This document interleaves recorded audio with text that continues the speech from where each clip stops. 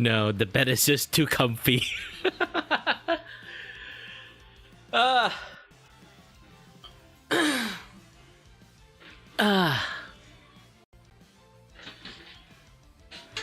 Hello there, everyone.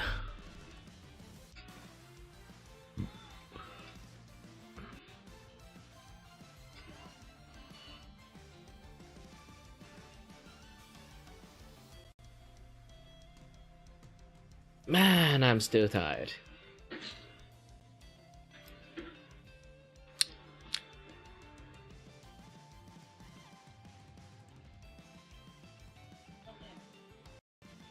Hello there, everyone. My name is Kirivaku, and I'm a host and your voice video voice user. Little you may not have no idea what the heck I'm doing. Whew. I am extremely distracted.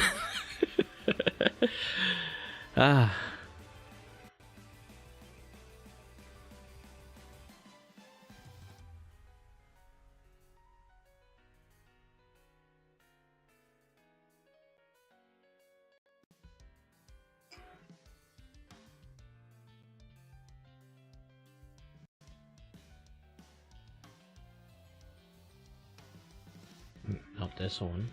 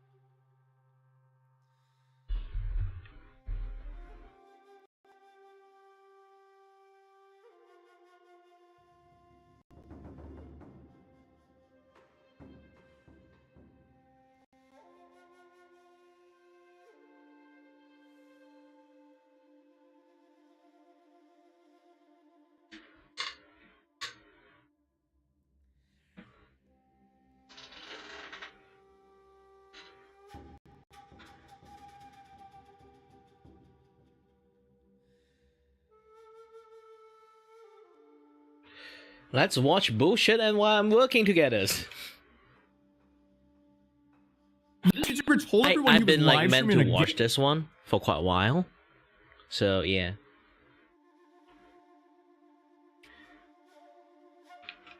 How loud is this thing? Oh, maximum. Yep. And also, I do realize that my volume has been like up a lot lately. Let me reduce the volume. Like just turn this thing off would be like already nicer. I don't want to bloat my audio a little bit too much. Alright. If you guys don't know, oh, actually, I recognize this particular scene.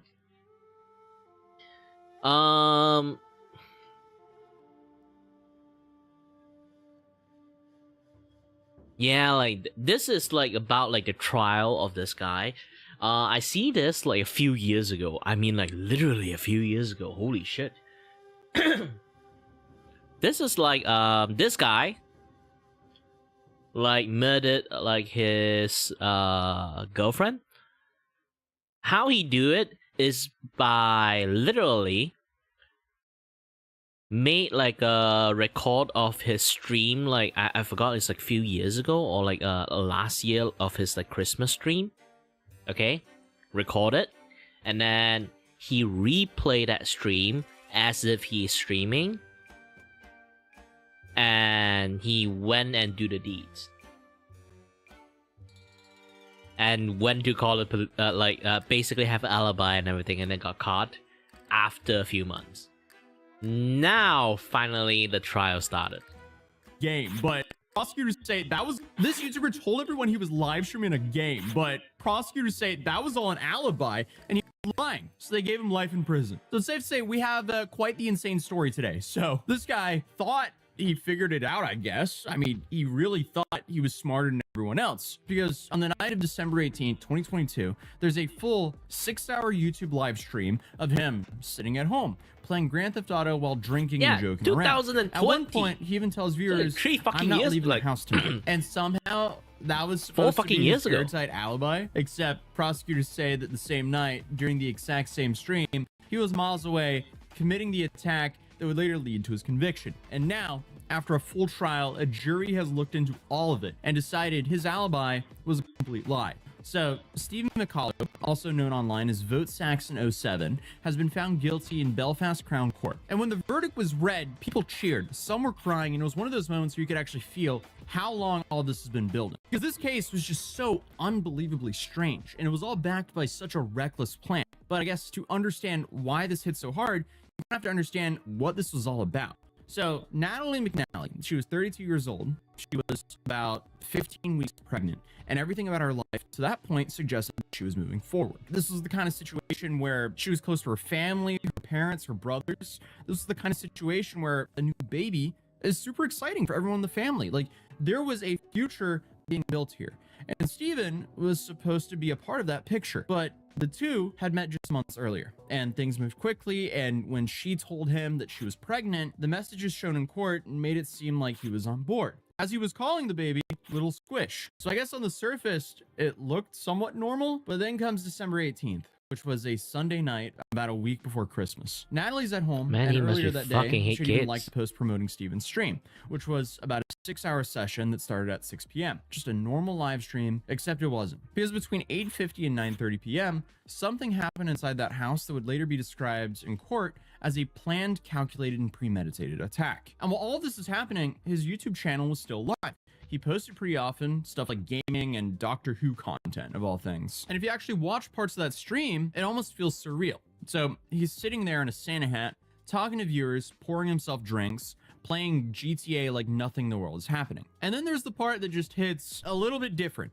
He says it's going to be a really good Christmas this year, you know, knowing that he pre-recorded this to go do what he was about to do. But the next morning, Natalie is found. Steven is the one who calls it in, and he presents himself as the grieving boyfriend. And I hate to say it, but for a moment, it actually worked, because when police look at him, there's this 6-hour video sitting right there, a full timeline at his home, but that's where things start getting really weird. It does seem a little bit too convenient. Like, a pregnant woman is just attacked in her home, and her boyfriend just happens to have a full 6-hour video of himself online at the exact time. Like, it would make more sense if he was one of those daily streamers, but if he just streamed here and there, I don't know. It's hard to really know because his page has been nuked on YouTube, so yeah. But there were posts going around breaking down the timeline, trying to make sense of it. People pointed out how earlier that same day, Natalie had interacted with a post promoting the stream, but the more you looked, the more things just didn't really sit right. So for starters, the way the stream was set up, right at the beginning, he tells viewers there's a technical issue and that he won't be interacting with the chat. So chat amongst yourselves, he said. Because this streaming software is kind of up the left, it means I can't check the live chat, which is a real shame. So by all means, talk amongst yourselves. I could use my phone to dip in every now and again and check it, but phone's away. Can't look at the live chat for some bloody reason, because if I do, it makes the whole thing freeze and OBS just screws up. I guess you can say that's the first red flag, because if you've ever watched a live stream, you already know. I mean, interaction happens, especially on like a sit-down gaming stream with not like a whole bunch of viewers. Like, for example, I stream here on this channel and I do interact a little bit with chat, but for the most part, when I live stream, I kind of live stream like I'm recording a video. So I just like start the stream and then I just, you know, report or do the whole video, but I do it live. So in those streams, because they're way shorter than like a 6-hour stream, I don't interact with chat too much. I do talk to it a little bit though. But here, in 6 hours, he didn't interact a single time with chat, which is crazy, especially with the whole point of that kind of stream is, you know, to be an interactive live stream, not to be a VOD. I guess for him, it was meant to be a VOD though, because, you know, it was his alibi. I digress. But he then also had moments in a stream that, looking back now, are just very unsettling. Like, I was reading somewhere recently, like the amount of police force that we have lost over the last 12 years is just frightening, and no wonder crime is on the rise. That's why I like sticking to just doing crimes in a video game, because I'm a bit of a sadistic, I suppose. But then again, it's a video game, you know. It's not like it's got real world consequences, so who gives a I need to kill this I need to take her down. Attack, panic, attack. That's what we're doing. And later he tries to balance that out by saying, in real life, I'm an absolute sweetheart. Apparently not. It feels like a joke. It wasn't for the fact that this evil human being stole a pregnant woman's life. Like, even small details felt off. Like, his phone was completely inactive during the exact window of the attack. Then suddenly his phone was active again right when the stream ends. Super convenient. I guess his explanation was that he'd been drinking and was basically just passed out. And for a while, that's where the case sat. He was arrested, then he was released, his status was downgraded, and other people were questioned. And police even appealed to the public for information, offering a reward, which kind of tells you everything, because I feel like you don't really do that if you're confident you have your guy. Meanwhile, during this time, he's still around and close to the family, and that is just next level messed up. Prosecutors later said the family literally bring him in, they console him, and they support him. So to number one, do that to begin with, and then number two, still console and be there for the family. Like, it's just, there's so many layers of how messed up this is. But thankfully, when you upload videos, there's metadata and timestamps and file history and encoding details. So I guess when the cybercrime unit started digging into that live stream, they found that video wasn't live at all. That video was actually recorded days earlier on December 14th. It was saved as a file, then uploaded and played back later to look like it was happening in real time, which means that entire 6-hour alibi was fake. And once you know that, everything about this weird stream suddenly makes way more sense. So in court, prosecutor Charles McCraner, he said his claims that between 6 p.m. and midnight that he was going live was complete fabrication. And at that point, the entire case flips, because when you need a fake alibi, chances are you probably were doing something that you weren't supposed to do. So police bring him back in, and at first he tries to hold on to it, even after being confronted with the evidence. He reportedly says that it's literally impossible the stream wasn't live, which at that point just sounds like desperation, because he just doesn't want to accept the fact that he did what he did, and now he's going to get the consequences for doing what he did. But also, I mean, if he went and did that because he got a girl pregnant, clearly he doesn't even own his own actions. He is literally just a man child, which makes this so depressing, because I mean, dude essentially got something that so many people dream of and decided to just destroy 3 lives just like that. It's sad. It's so sad. Honestly, way more lives, because he also, you know, ruined the life of her family and his family, because now his family has to live with the fact that they raised a monster, and now her family doesn't have her anymore. This is so tragic. So, I mean, honestly, it's not surprising that he was already caught and he's still trying to argue his way out of it. Like, he's pathetic. So, I mean, they show him the timestamps and he's just like, no, that's impossible. I was live. And at that point, give it up, dude. But eventually, the story does change. And in a prepared statement, he admits that the stream was pre-recorded. But instead of explaining why, he just pivots and he says that he was home drinking and asleep for most of the night. But he still claims that he never left the house. And prosecutors were not buying that for a second. And now, with the alibi gone, investigators start actually rebuilding what they thought would have happened that night. So prosecutors showed that in days leading up to December 18th, he had been searching transport routes, which included bus times, train schedules, and specific routes between Lisburn and Lurgan. And the same routes would later show up in CCTV.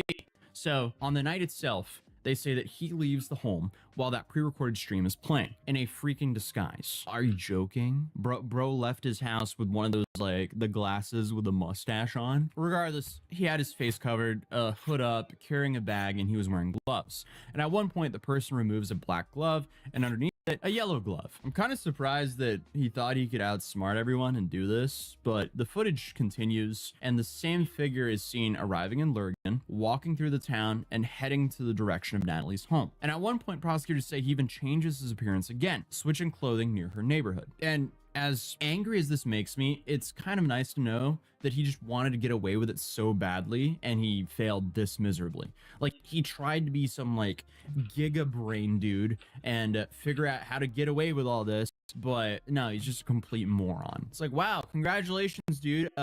Enjoy your life in a cell for the rest of your life. But after everything happens, there's more footage, and you see the person leaving the area, getting into a taxi, and heading back to his home. So there's days after everything happened, he attends the wake at Natalie's family's home. And this part is honestly kind of hard to wrap your head around, because according to prosecutors, the family, to be honest, we don't know the point, truth. he goes back why to the family's home again and but the effort he put in it is like you are like either he have mental issues, which most likely case the mental capacity he displayed is no, he's just a fucking idiot. But the effort, the amount of fucking effort they put in, okay, is like some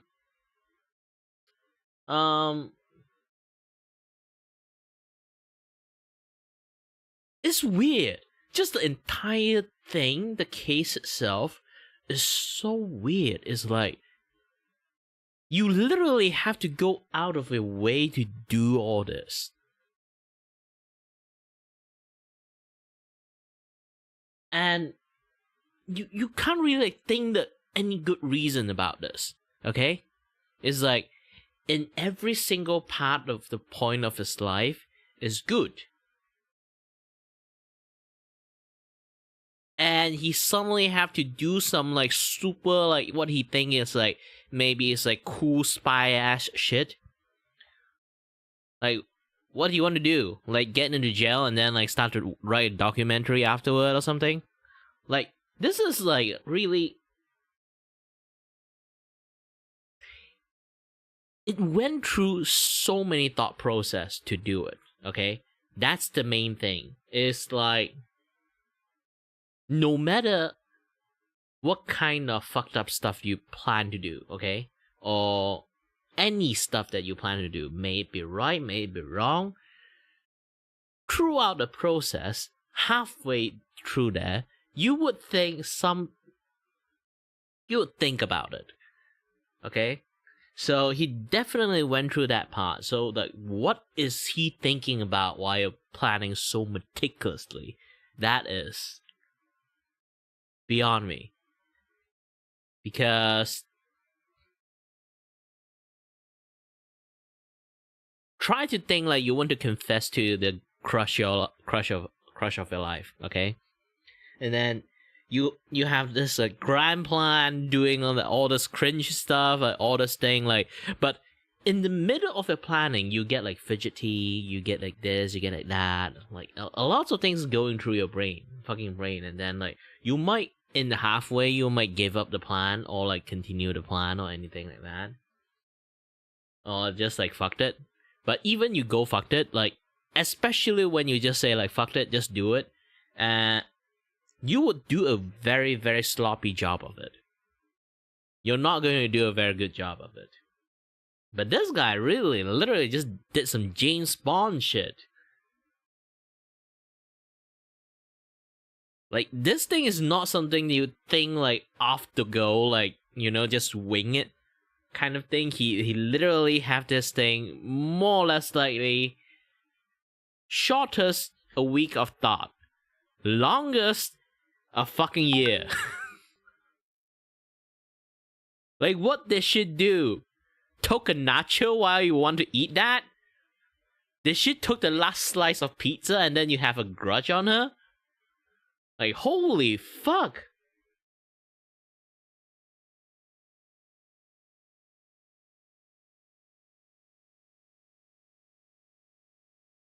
And spends time there. And then he leaves. And then about 40 minutes later, he comes back. And apparently the reason he came back was he said he forgot his phone, which, you know, that happens. People forget things.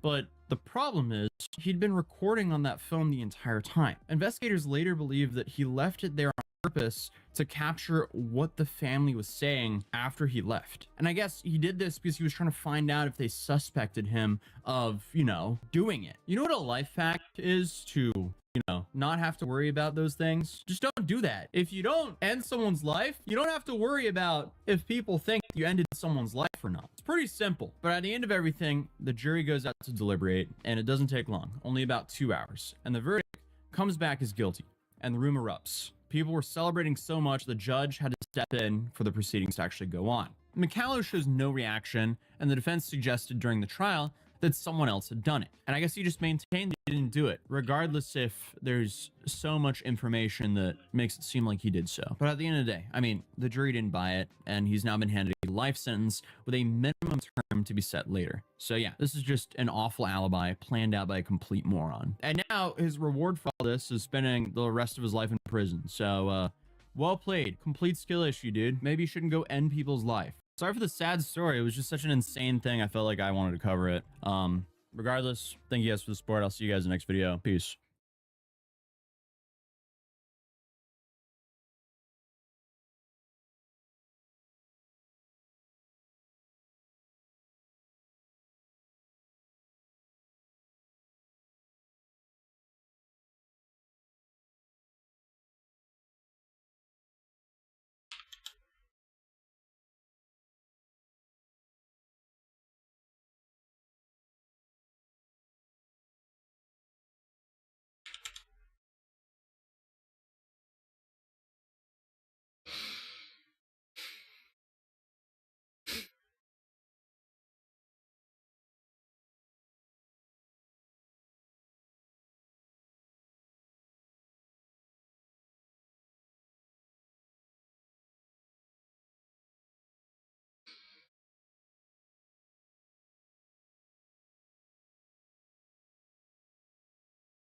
Now, this is one of the few reasons I'm always like somewhat distant to my viewer. I know I'm not handsome enough, or like, you know, like, I know I'm not handsome enough, nor any like parasocial enough to have this kind of viewer, but it's because of this. Like, safety is the most important thing. So you don't know what people's taste is like, okay?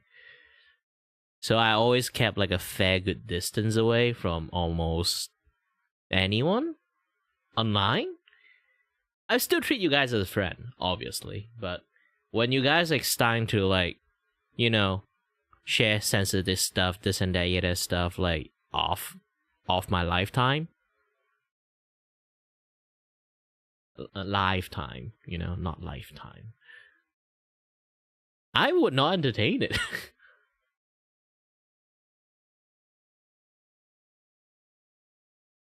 Streamer he had a crush on actually had a boyfriend, so his totally normal and this top donor found out the Twitch streamer he had a crush on actually had a boyfriend, so his totally normal and rational decision was to stalk her, find out where she lived, and burn her car to the ground. Yo, chill. That is, why would you ever do that? Thankfully though, he be the dumbest criminal that we've covered on this channel for a long time. So welcome back to another episode of Watching the Trash take itself out, as the story that we're talking about now has a massive update, because originally this story broke back in June of 2023 when the streamer by the name of Kylie, but also known as Just Foxy, posted a video titled "A Twitch Viewer Set My Car on Fire." Yeah, that video is pretty self-explanatory on what it's about, but she opened the video saying the guy has been arrested. He flew 700 miles to do this to her. She wasn't home at the time, and thankfully the fire department showed up quickly as they managed to put out the fire before it spread to her house, which her mom and her animals were currently inside. Obviously, these were some wild statements to make, but she had all the receipts to show, including the CCTV footage of the dude literally setting her car on fire. I mean, and it's just insane. I watched him put a brick on my car, on the hood, and some pot, and he lit something sticking out of it and walked away casually, like he didn't do anything.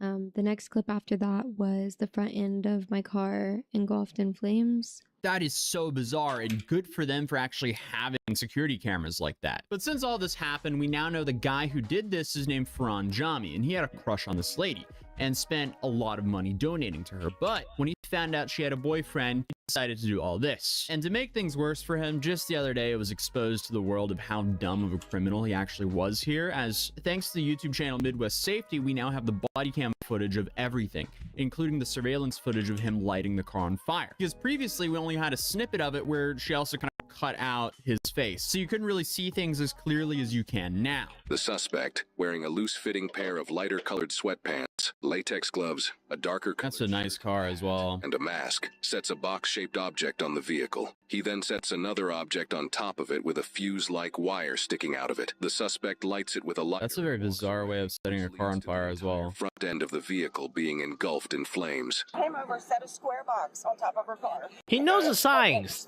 but he don't know how to plan. Set a square, walked all the way back over there and got something that almost looked like a Most of it is lampshade, thermite. set it on top of it, How he and managed then to get lit it. thermite? Okay. He lit it, and then he walked away, and that was Did it. the video show where he went? I'm not Do you have sure. access to the video? I can pull I've actually never seen someone light a car on fire like that before. Like, normally it's like, you know, through the gas tank. Surveillance footage. The fire department arrives and puts the fire out. The vehicle is a total loss. Yeah, that's a shame. That's a nice car as well. I mean, that's like the only Jaguar out of the recent lineup that's actually cool. And to have your dream car robbed from you like that, that's terrible. But thankfully, it does not take them long to locate the guy, because the guy apparently is just a complete moron. So before we see one of the dumbest encounters of a criminal, have you ever wanted to get paid to beta test video games? Well, with today's sponsor, FreeCash, you actually can. Essentially, FreeCash is a platform that gets paid by mobile gaming companies to refer new users and get their feedback, as many of these early users end up enjoying the games. So FreeCash in return splits that revenue with their users, so it's a win-win. All you have to do is scan this QR code or click in the link in the description down below, sign up by dropping your email / creating a password, and then you can start browsing through game options and how much they pay. And just to be very clear about this is not a get-rich-quick thing, but simply something you can make an extra $20 to $60 with here and there by playing new games. As the average time until And this user is makes like their first year-old cash stuff, is about so I'm not- 17 minutes, and the I average don't think money this earned by thing's users doing this. yesterday was just shy of $40. And users, they've earned over $50 million in total using FreeCash. Then once you're finished playing, you can cash out your points to either PayPal gift cards, Bitcoin, or a bunch of other payment options. So if you want to Yeah. earn some extra cash this holiday season and also support the channel, you can scan the QR code or click the link in the description down below. You and will check out never FreeCash earn today. 5 But without fucking further million. ado, let's continue this video. Nobody because can. It gets way out of hand. Because one of the most shocking things about this body cam footage is it shows how close this man was to the crime scene. Area, both on foot and patrolling in their vehicles, all begin to look for any suspicious people in the vicinity. 10 minutes later, officers find a vehicle parked on the side of the road, only about 2 minutes away from the crime scene. Oh, he's sleeping as well. Or sleeping. Hey, what's going on? Not much. Just wanted to rest up a little bit. I have a long drive. Why are you doing it out here? No reason.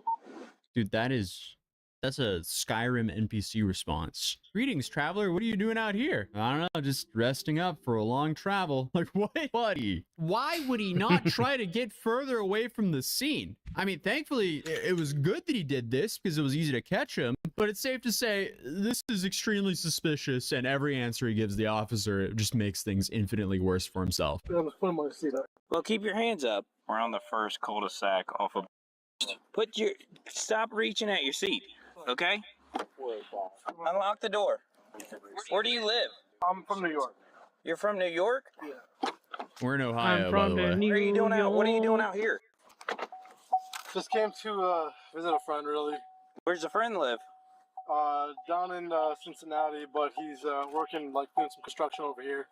Well, step out. Do you have anything on you? Any weapons like that? No? Turn and face the car. You mind if I search you real quick? Sure, go for it. So why did you decide to just... Imagine rob the bank, but you'll be like, oh, I'm too tired. I'm just gonna sleep like right beside the bank. I'm just gonna book the hotel like right beside the bank and go to sleep. Use the cash that I just like stolen from the fucking bank. pull off in a neighborhood to sleep? I'm so confused. Because I drove 40 miles here, and I literally came like an hour ago, and I was like shot, and so I just needed to knock out. You just pull off into a random neighborhood?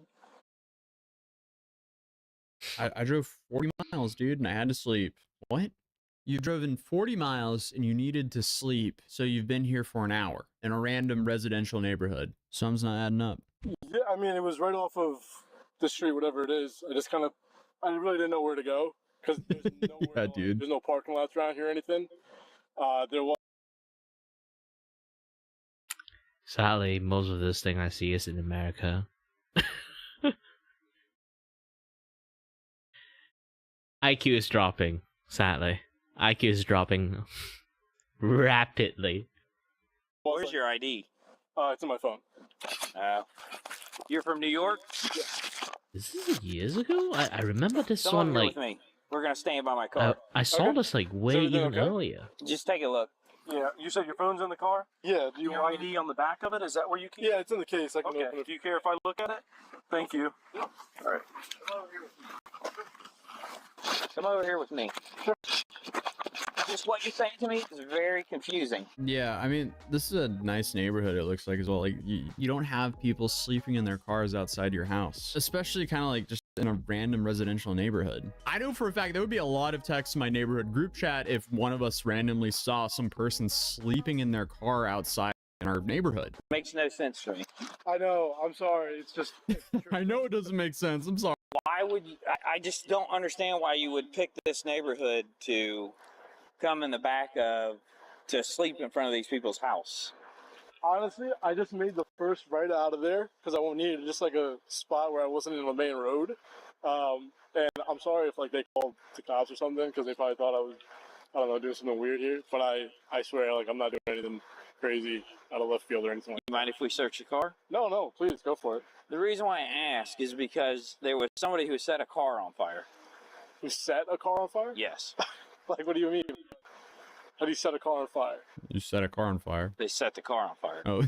They lit the gas tank? Wait, why are you... That's crazy.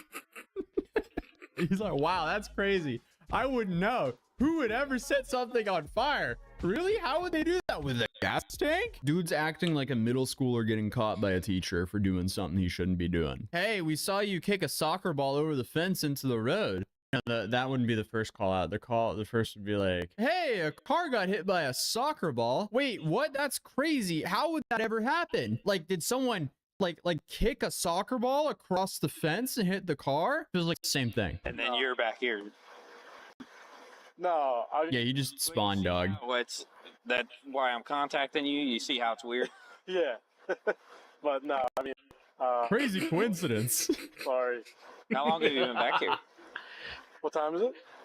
About 3 o'clock in the morning. I got here probably like around midnight. Oh, 3 hours now. You said we could search it if you want to do that. He said an hour earlier. The trunk with this key. Can you Yeah. pop the trunk with the key? Or is the keys in it? Yeah, no, I can pop the trunk with the key. Thank you. Sure. Have you had anything to drink tonight? No, I don't. Okay. Yeah, I don't. Nah. That's funny because he was about to be like, I don't drink, and then he like stopped himself from lying.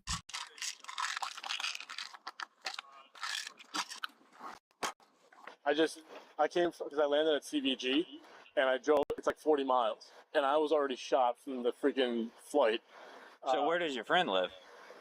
Somewhere like down there, but he works up here. Okay. Yeah, Down where? near CVG. Near, Oh, okay. Near the airport. Yeah, but I'm about to bounce if everything checks out here. I'm about to bounce. Cold? Warm. Oh, he's been here for 3 hours. The car's warm. Be honest with me, Yeah. okay? Sure. Are you waiting for somebody to get back in the car with you? No, absolutely not. Because if you be honest with me, things will be a lot easier. Sir, But if you're lying to me, then we're gonna have some issues. I understand, and like, trust me, I'm from New York. I've ran into cops before. When like getting pulled over for speeding or something like that. Like, I know the best policy is to be honest, and I'm not waiting for anybody. This is why I keep educating every viewer of mine. Ever like they want to give me money or like pay me for commissions, I will try to educate them as much as I can to make sure they are not dumbass.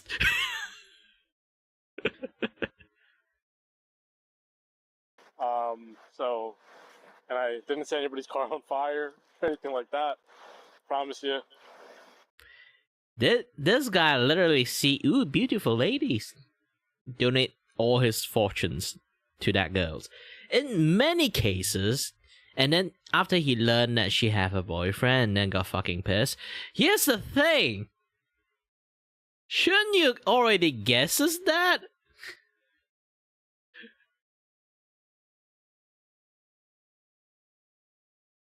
Like, are you dumb? Which in case he is.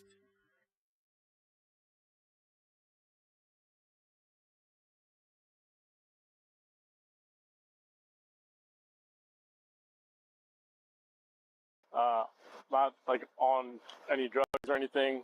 Okay. I don't drink. Oh, he got nervous. Oh, this is bad. Sorry. But Well, give me a minute. yeah, take your Okay. time. Sure. Or two. Dude, I could hear his heart pounding through the body cam. Thank goodness he didn't go far at all. Like, this is so great that, like, you can just instantly remove someone off the street for being that horrible. Because, like, clearly you have to be pretty dumb to light someone's car on fire, but you have to be a whole new level of stupid to camp out in your car a 2-minute walk away from where you literally set a car on fire. What was he thinking was going to be the win here? Did he think that no one was going to come look at this car? So he was like sleeping, right? So he had his seat all the way back. So I guess he was just hoping. Well, he already dumped all his fortune to someone random, so most of the case he don't really...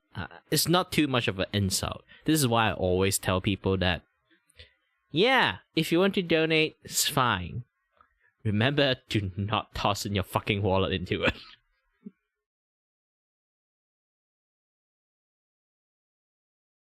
Yeah.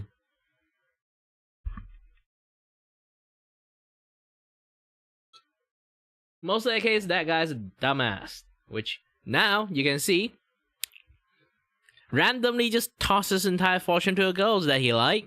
Most of the case, he's a dumbass.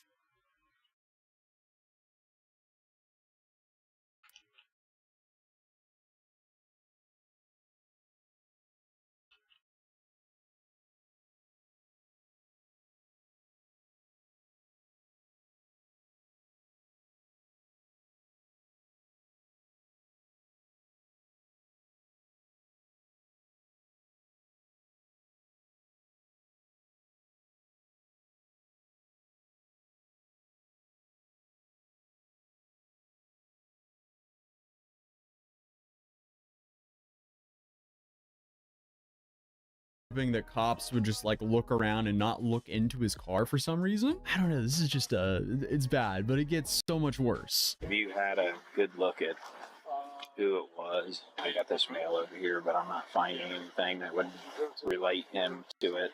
Right now, we're just gonna figure some things out. Okay, so Yeah. you're not free to leave until we do that. Okay, and then we're waiting for your information to return. My information to return? Yeah, your ID. We ran your ID. Oh yeah, okay, that makes sense. Sure. The only problem, see where we're coming from? Yeah. How far? I mean, if that was your house, wouldn't you be a little creeped out? I thought that's what happened. I thought they called the cops on me because I was sleeping over here, and I was like, shit, like they're just gonna think I'm like trying to rob them or something. But no, like something like that. I honestly just made the first right off that road. Made the first right because I was like, yo, I need a place to just knock out for 30 minutes, and it ended up being a few hours. But yeah, I wasn't trying to hurt anybody here. So wait, the car being warm, that's a nice find because like he wasn't idling when the police showed up. So, and if he was sleeping, it's not like he just turned off the car, or he shouldn't have just turned off the car if he was actually sleeping. This officer has now sent a picture from the surveillance footage that shows the suspect, so he can compare it to this man they're investigating. Yeah. That is him. Do me a favor right now. We're going to come over here, and I'm just going to put you in the back real quick. Yeah. Okay? Is everything okay? Is something back bad on my ID? No, not for Like same pants, same shirt, real quick so I can look at some things same beard. and go from there, okay? Okay. You want to close my doors? Yeah, I'll get it. You want to take my keys? Yep. At least he's cooperating. I mean, he really doesn't have a choice, but I want to see if there's a mask in here. I don't know if there was a COVID mask in there or not. Did he say who he was coming to visit from New York? Why that's so important that he drive here? I know. also like his friend lives back by the airport, so why did he drive 40 miles up to because he works up there, but it's 3 in the morning. What? That just doesn't make sense. You would go to the friend's place or get a hotel around the airport, wait for them to get off work, and link up with them. He did an incredibly stupid action. He didn't go far at all, and he has an incredibly stupid story. I mean, this is 3 for 3 for stupidity here. It's just weird that you would come to visit a guy for that long of a flight. Here's your COVID mask. You got it? Yeah. Okay. He's got a lighter in here. He's got a torch lighter. Oh. Yeah, there's a torch lighter and a blue COVID mask in the center console. No. There's no luggage. There's no backpack. Yeah, like, there's no hat. well, where's his luggage at? Where's his bag? Let's detain him. He's in the car, right? Well, yeah. You searched Let's him just real good? leave him there. Wait. He flew out to visit a friend with no luggage either. I think this might be your guy. A canine unit is now brought to the crime scene at the victim's house so they can pick up and track the suspect's scent. Officers now simply have to see if the canine unit leads officers to the same male they're investigating a couple minutes down the road. So be honest with you, man. We got a dog that's tracking right now. Okay? Okay. From where the crime happened. Okay. You be honest with me. Is that dog going to lead straight to this car? No.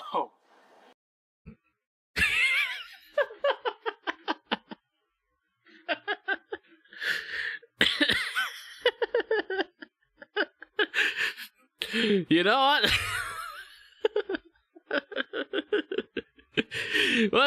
when you say like that, yeah. When you say that you could be the fat dude in that mother basement named Chuck, I think this guy is that. Is that like identical definition of that descriptions? I feel like he never went out to society enough or even watched any televisions that is like a cop shows like Blue Blood, something like that.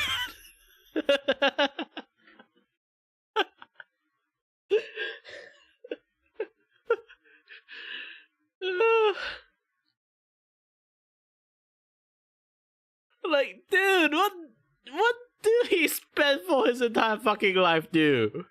Like, how fucking unaware of him is like this?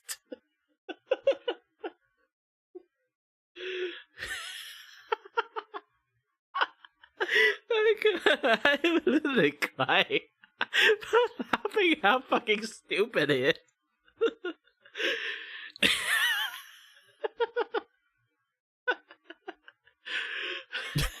I promise you it's not. Okay.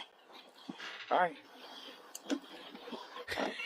There was something in the back seat because you can see an impression and you can see a piece of. It's interesting when people who are like blatantly lying, they really want to like reinforce and like try to make sure that they or that you actually believe them. Because like all he had to be like, no. Like any normal person is like, oh, they ask you a question, you go, no. But he's like, I promise you he's not gonna lead here. No, just answer the question, dude. Like, why are you trying to convince? Well, it's because he did it. That's why. That's like the massive telltale here. At least with his personality type. I get that every person is different. Purple glove right there.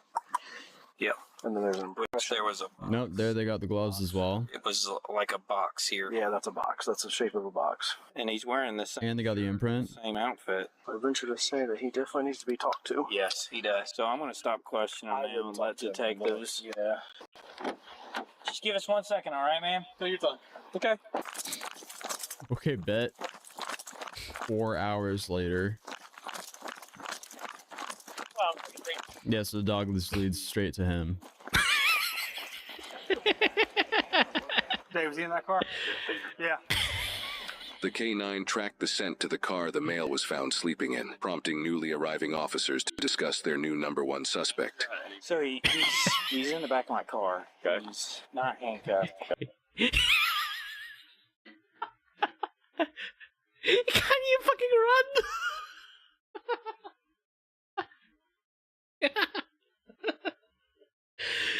He's inside a cop car. He can't even fucking run now.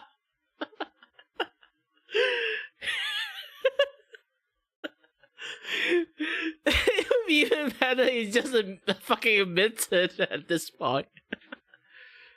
Oh,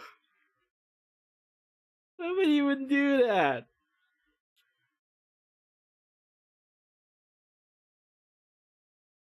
Okay. because we didn't know at first. Okay.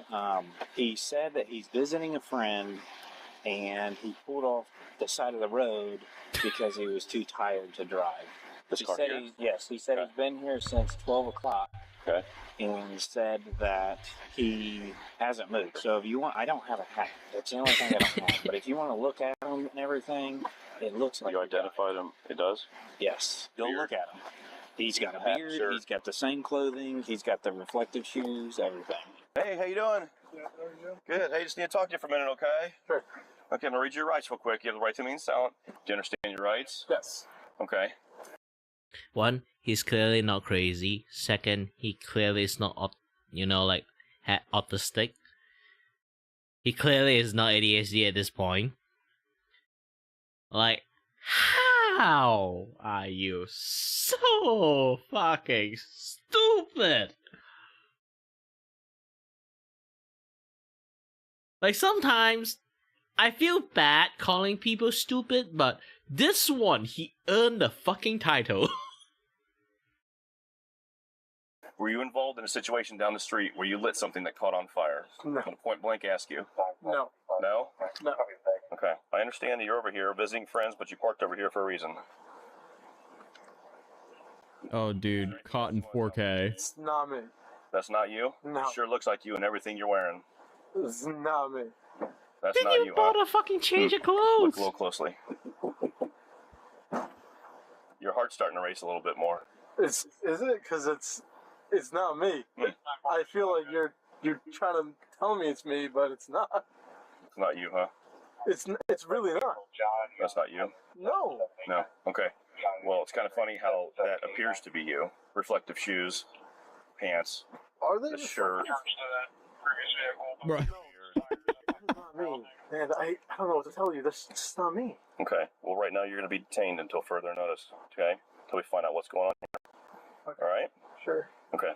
We need to make sure that you're involved or you're not involved. Okay. So I'd rather you be honest with me and we talk about the situation, what's going on. Sir. You stay right there.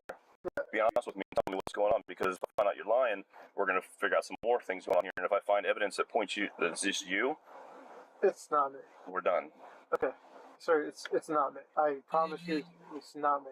I picked the wrong spot to take a nap.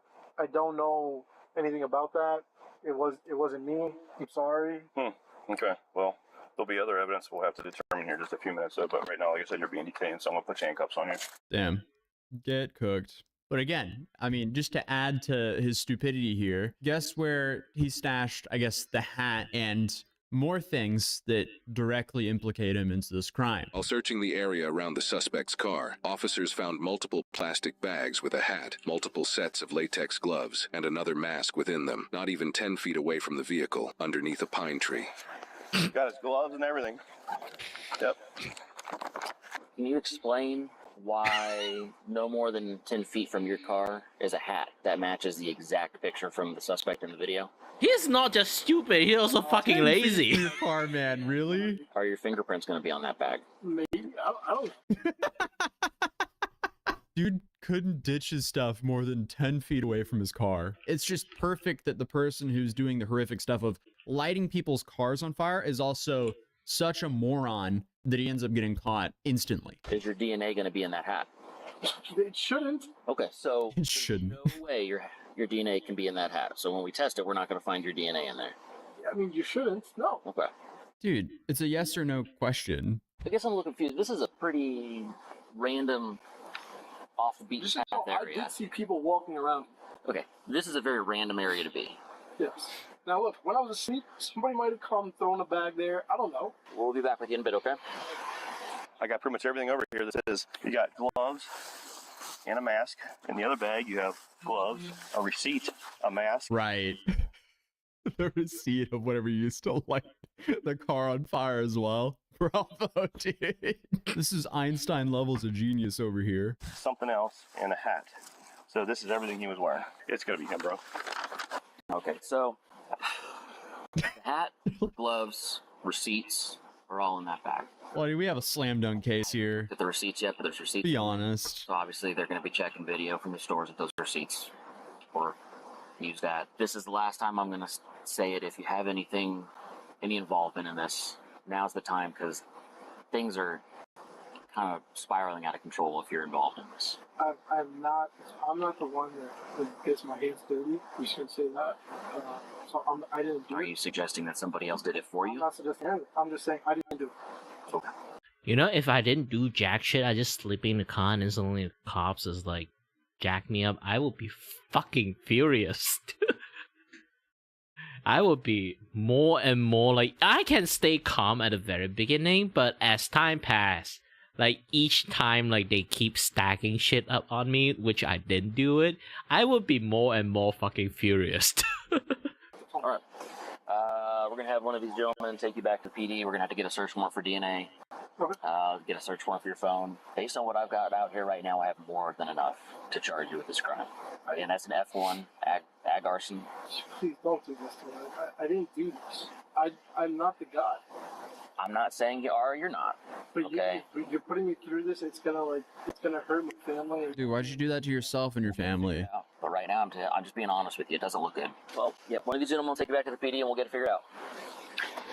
In addition to all the evidence so far, people who live in this area also have surveillance footage that caught the specific times that the suspect parked on the street. Officers discuss these specific times and relate them to the suspect's claim of being parked there since midnight. 221 is when it got lit. 227 is or when they're saying they saw a video of him coming in here. So him being here since midnight is not correct. Now, so they actually you saw a video of him coming up when? That car.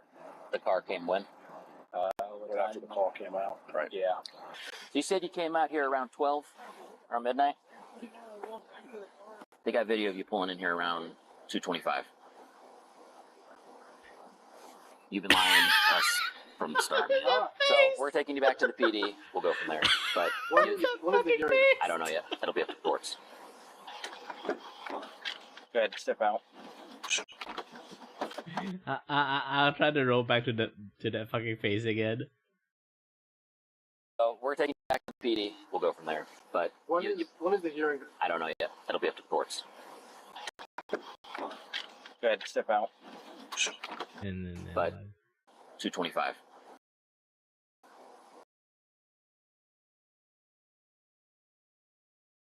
$225.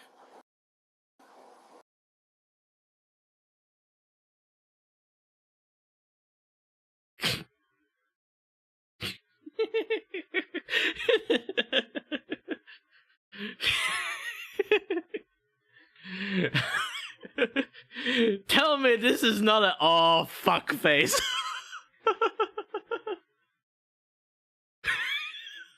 I'm fucked.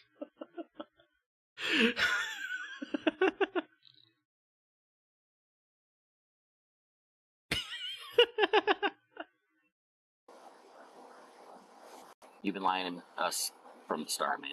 So we're taking you back to the PD. We'll go from there. But When is the hearing? I don't know yet. That'll be up to the courts. Go ahead, step out. We're gonna walk right in here, okay?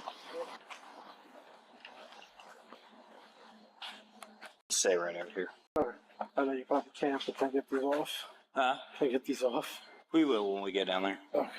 Dude, he should have taken advantage of pleading the fifth here. I guess thankfully he didn't though, again. So, I mean, hey, this is just working out greatly, honestly, for society all around. The big takeaway from this video is don't light people's stuff on fire. Don't stalk people. Don't get attached to influencers online and burn their cars down when you find out they have a boyfriend. You know, very simple things to not do in life. But I guess here we are. Is there anything more that's incriminating here? I know the evidence is overwhelming, but I'm not the guy that did this. So I don't know what to tell you. I'm just not.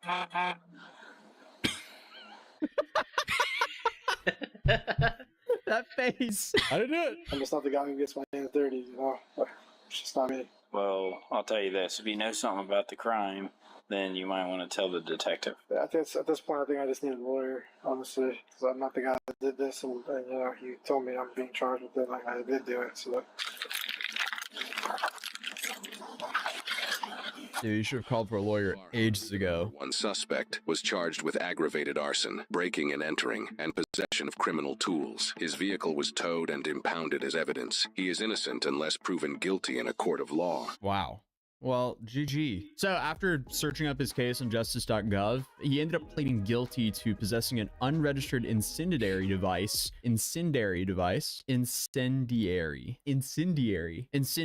After searching up his case on the justice.gov website, he ended up pleading guilty to possessing an unregistered incendiary device and was sentenced to 46 months in prison. So I mean, hey, hopefully he learned his lesson and he won't be stalking and lighting people's stuff on fire anymore. And also, thanks again to Free Cash for sponsoring this video. You can check it out in the link down below or in the QR code right there if you want to get paid to try some games early on. Also, feel free to subscribe if you're new here, and I'll hopefully see you guys in the next video. Peace.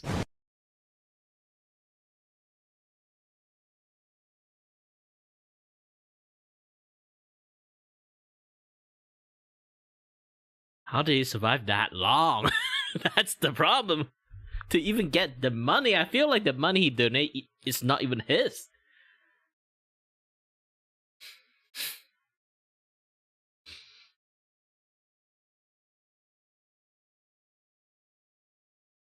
Hey, yeah, this girl.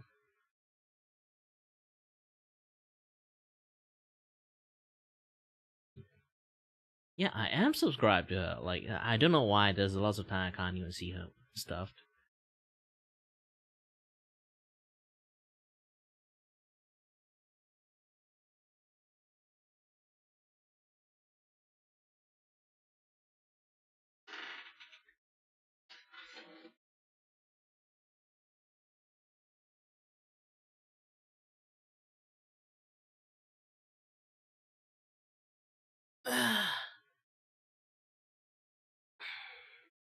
Oh yeah, have you heard about the Cuba like incident? Man, those like again like there are people who is fucking stupid. Like I already shown you guys, like this is like a group of like people who is like fucking stupid that go into that place and cause more trouble. I still don't know how that fucking happened.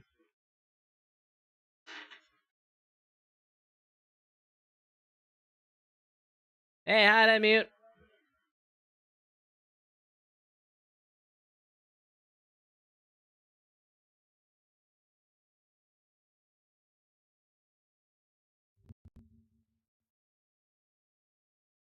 New crazy Florida chase just dropped. Look up wild chase in Florida Keys.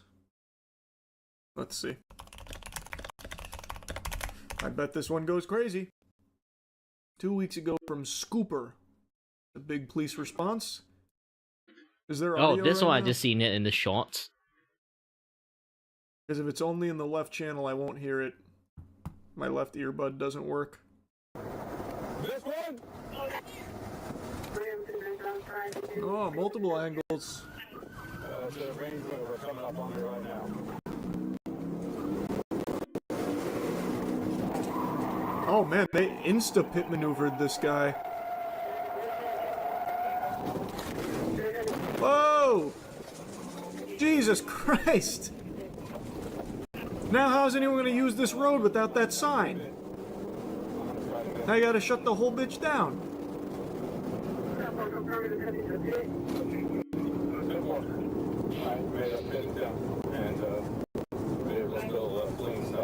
Man, this thing really ate that pit maneuver like it was a fucking hamburger. Wow.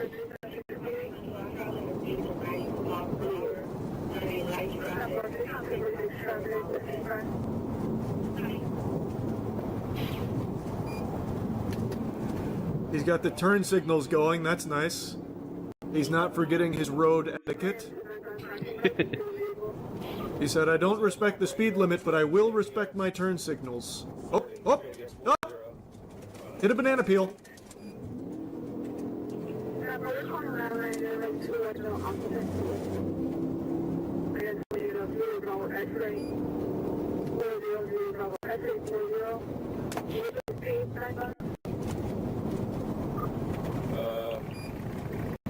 We're slowing down right now.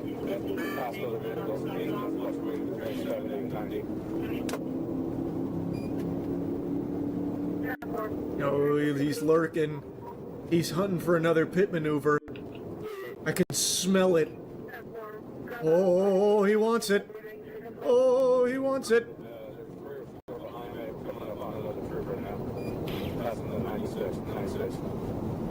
He's trying to throw him off with that turn signal there.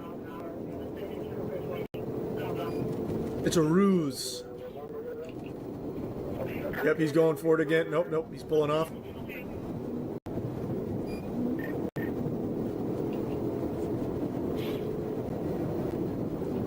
He can't pit on this side. This guy knows it. He's familiar with the tactics.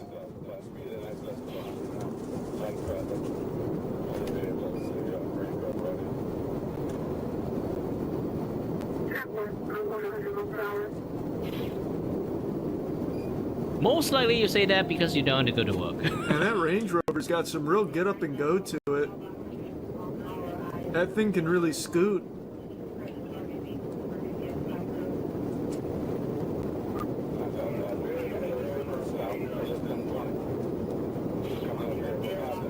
He's lucky Steven Seagal's not in this jurisdiction. Would be catching up to him on foot.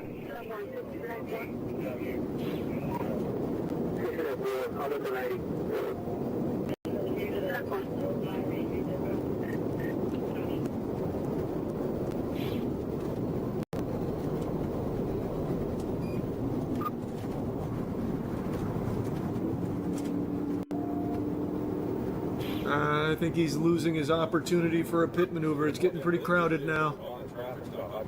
Fire the harpoon! I was wrong. You instantly just proved me wrong. I look like a real dummy now. Oh, the legendary 0 mile per hour pit maneuver. What was that? It sounded like he started building something out of Legos. What happened there?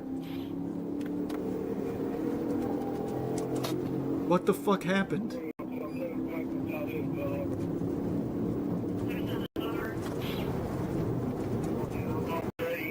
Ramp that shit off of a tow truck! Briefly interrupting this police chase just to let you all know the Cheeky free rinse soap is back in stock right now at usecheeky.com. We have the best soap in the universe. Go to usecheeky.com. People have been asking me to remind them when the restocks happen, so that's me doing it right now, presently.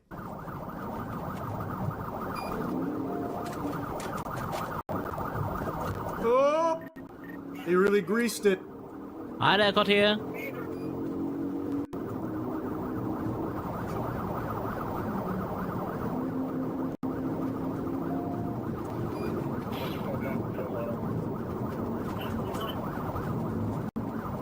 This officer really wants that pit maneuver, man.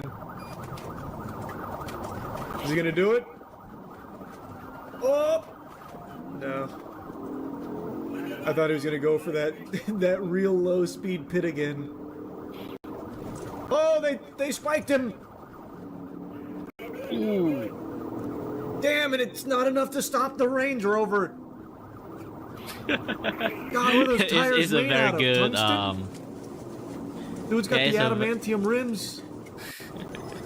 This is a very good very good advertisement for fucking Range Rover. This shit probably reinflated, and there's someone at the Ring doorbell at the officer's house. What pandemonium? Man, this is quite an advertisement for a Range Rover, I'll tell you what. This thing eats pit maneuvers, spike strips. Nothing slows it down.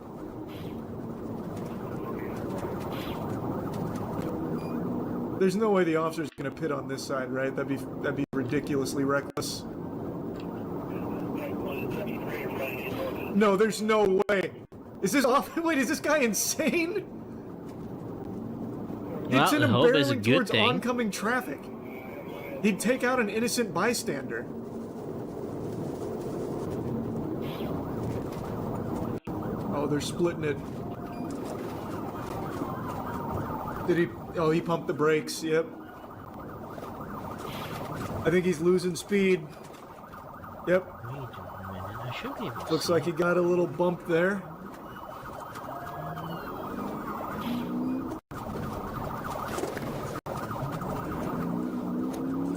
What the fuck Man, this is a really good tour of the Key Largo area. I feel like I've seen everything.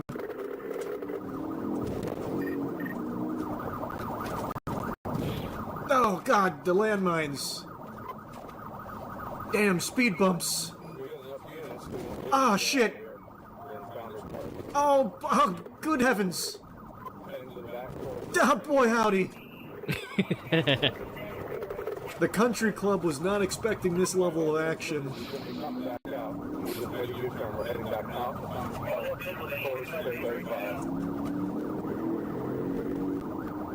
Good God, there's bumps. Oh, not again.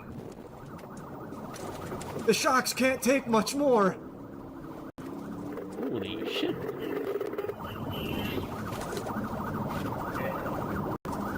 Imagine the car drove into the water and turned into a sub. Yeah, imagine he hits the fucking submersible tech. Uh-oh. Oh, wow. He's off-roading. Man just transported an Narnia back there. That's a power tow truck. Someone ramp it off that bitch now.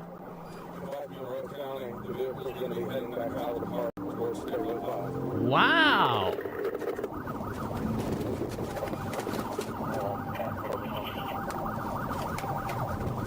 Man, that the cop was not about that action. He said, "I'm not going in the forest. You won't find me going in the trees." Ah! Oh, this cop just wants to pit maneuver anything that moves. He almost got his fellow officer. Oh, shit! Oh, congratulations. That tire's completely gone. He's running on rims. This is probably curtains, right? There's some shit that only can happen in movies. No, they're squeezing him. They're putting the squeeze on him.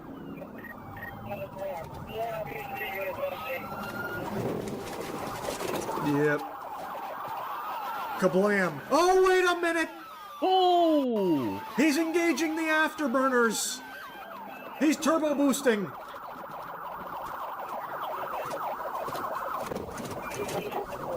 Holy shit, this I like that the officer tried to chase him on foot there. He still managed to slip off.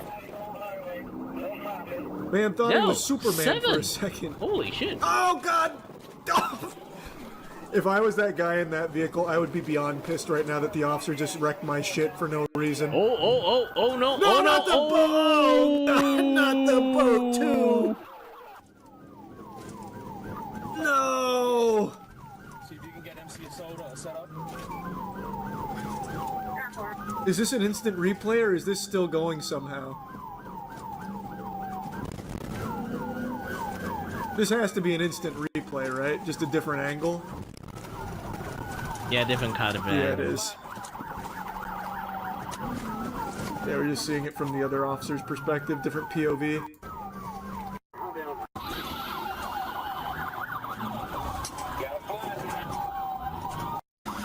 Man, they got every angle here. Oh, there's like 7 cop cars chasing him, obviously.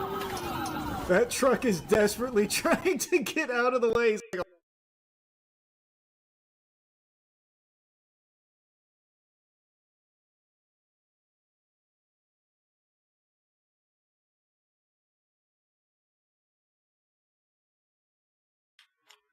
There's more Tozy shit. Should I keep watching this? Or see this one with a big ass booba? You know what?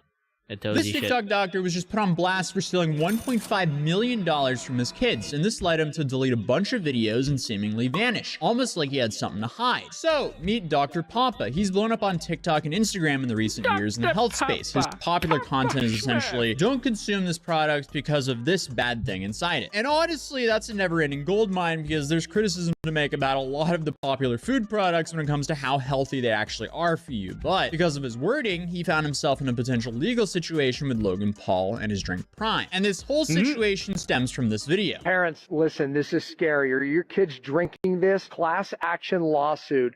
3 times the level of forever chemicals, PFAs, found in this. 3 times the level that they consider safe for lifetime exposure is found in this drink. And right now, class action lawsuit, and yet we're still finding it on store shelves. Send the video, share the video. Moms, share it out because we don't want teenage kids. That's who's drinking this, evidently drinking this stuff. Yeah, so this video got about 10 million views Well, I before do he agree deleted it's it. fucking I'm sure poison, Logan but Paul and still. Prime weren't really a big fan of that video. But what's interesting about this situation is Dr. Pompa is just echoing a lawsuit and what another TikTok lawyer said. I never thought that Logan Paul and Forever Chemicals would be in the same sentence, but there's actually a class action lawsuit against Prime Energy and Prime Hydration, which are energy drinks and sports drinks that were made by a company called Prime Energy, owned by Logan Paul.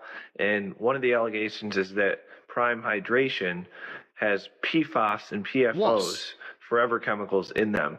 So this is an ongoing lawsuit, and our office was actually current one I'm watching right now is the Etozi.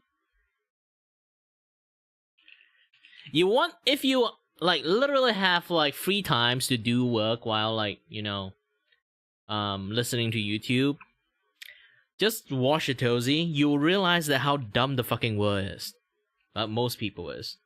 And if you are not that dumb, or you felt like you are a little bit dumb, you watch this, you learn that there are people who are infinitely more dumber than you.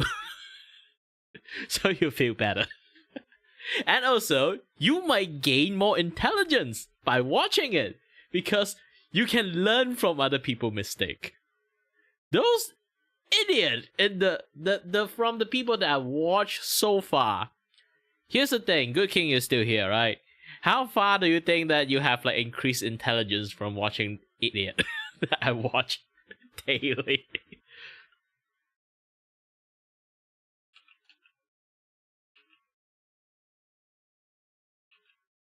Like, man. Sometimes they're so fucking idiot that I laugh until like I literally just like crying. My tears is just flowing non-stop from their stupidities. Just a moment ago, I actually watched like that one thing. Man, I fucking love that one.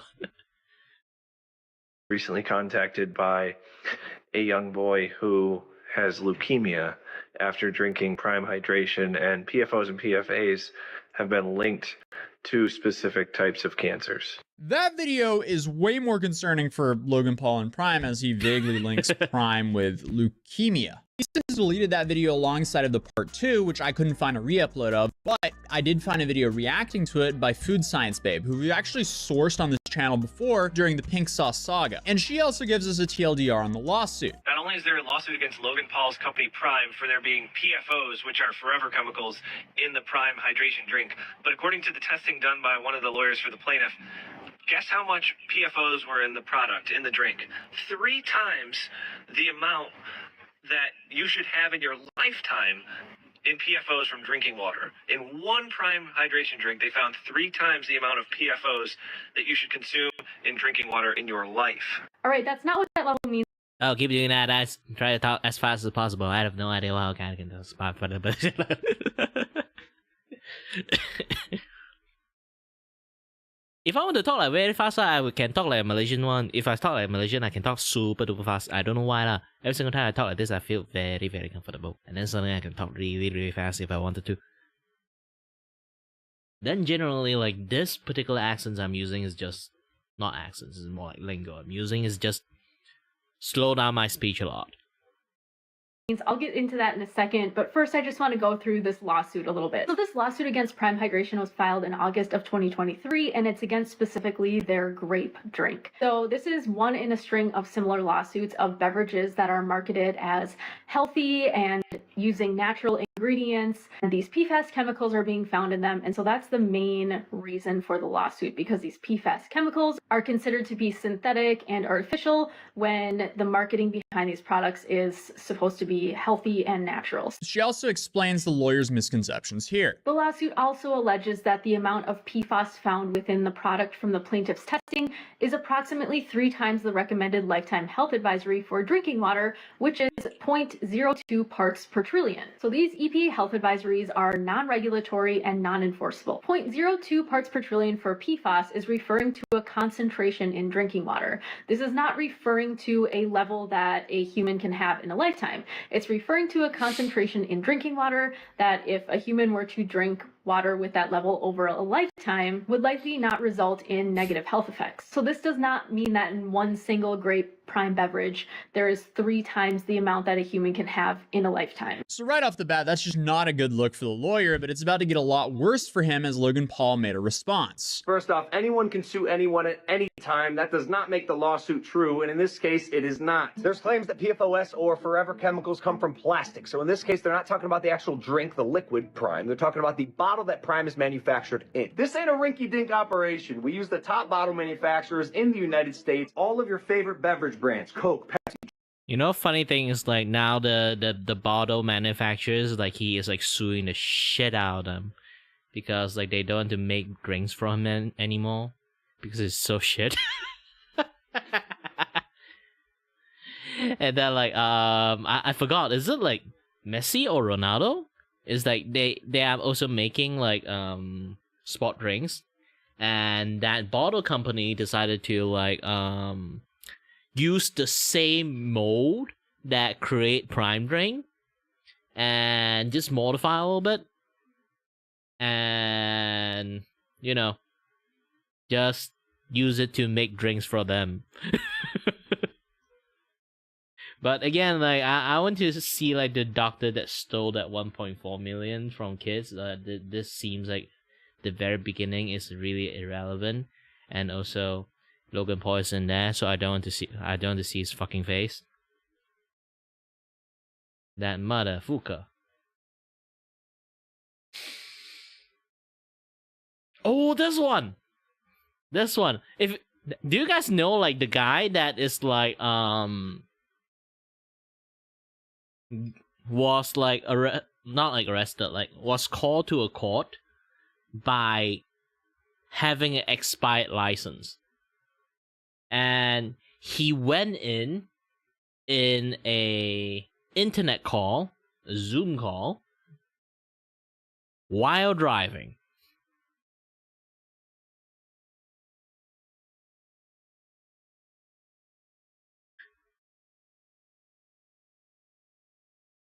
This story has had a lot of plot twists since it first broke, but meet Corey Harris. He went viral the other week for showing up to court in regards to a suspended license like this on Zoom. Mr. Harris, are you driving? Actually, I'm pulling into my doctor's office, actually. So just give me 1 second. I'm parking right now. So yes, he's driving. Why did he join? Why didn't he just wait to join? You stationary? I'm pulling in right now at this second. Yes, I am. Why didn't you just join right there? What are we doing? Your Honor, we are respectfully requesting an adjournment in this matter, up to possibly 2 to 4 weeks if the court would allow.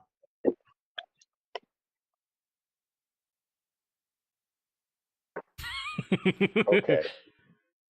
So maybe I don't understand something. This is a driving while license suspended. That is correct, Your Honor. He was just driving, and the moment Yeah, he they have a slowly opened his mouth, oh. oh, Is with the charges, Your Honor. no, I'm looking at his Yes. record. He doesn't have a license. He's suspended, and he's just driving. That is correct, Your Honor. Is my eye live? the judge is literally like, is my eye deceiving me, or I'm fucking old and I don't understand it, or I just see something like I'm start seeing things.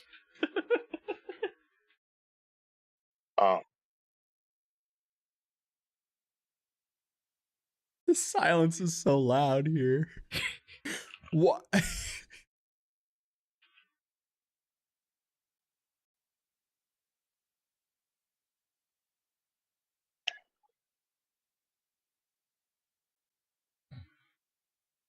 Hello? 1 Bro. minute, Mr. Harris. Oh. Why did you do that to yourself, man? Why? I don't even know why he would do that. So, defendant's bond is revoked in this matter. Defendant is to turn himself into the Washington County Jail by 6 p.m. today. Failure to turn himself in will result in a bench warrant with no bond.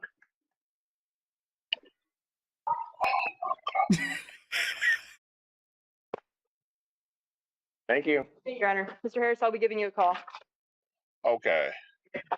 Court calls the case, People versus Maya Isom. I mean, they couldn't have made that funnier if they hired actors to do exactly that. Like, that's Kino. That was amazing. At least when it comes into comedy. It sucks that he put himself in this situation. After that, I wouldn't even be surprised if he drove himself to turn himself in. But the story had a plot twist after this video went viral, because allegedly this was an error, as you had a bunch of viral tweets saying man who went viral for driving on a suspended license was actually a victim of a clerical error and his suspension should have been lifted 2 years ago. Here he went on to the news station WXYZ and had this to say: with the type of ties that I have to the church and the community, it's very embarrassing. The article reads, his driver license was suspended in 2010 for unpaid child support, but a judge rescinded the suspension in January of 2022, the TV station said. However, the Michigan Secretary of State office never received a clearance from the Saginaw friend of the court, reported WXYZ, which tracked down the clerical error. This means that the lifting of the suspension never went into effect. In the video clip, Harris told Simpson that he was pulling into a parking lot at the doctor's office for an appointment. What was I thinking? I was thinking about getting my wife medical help, Harris told the news station. That's what I was thinking. Okay. But wait, he didn't give any indication that he was taking his wife to get medical help. I feel like that would be very important context to add into court here. It was definitely not making him look good whatsoever. I wasn't thinking about the fact that I got a suspended license. I don't care about all that. Always double check behind these workers because they will say that they will do something and they don't do it, he added. Harris said he spent 2 days in jail following the hearing after turning himself in. Kyla Crane, deputy legal detective for the Michigan Secretary of State, told the station that the process to get a driver's license reinstated can be a complicated process. Sometimes it is as simple as we at the Secretary of State's office did not get a clearance from the court that everything was done, but something happened in the wires, and we needed to talk to the court to get the clearance to clean up for the resident, Crane said. Okay, so that is interesting. So a bunch of news articles started essentially apologizing to the guy, saying, oh, we misreported this. The first part of the story, that wasn't the full story, but it might have been, because there's yet another plot twist to this entire situation, because the judge dragged him back into court, this time in person, so not over Zoom. This is what he had to say about that. To get through this as quick as I possibly can.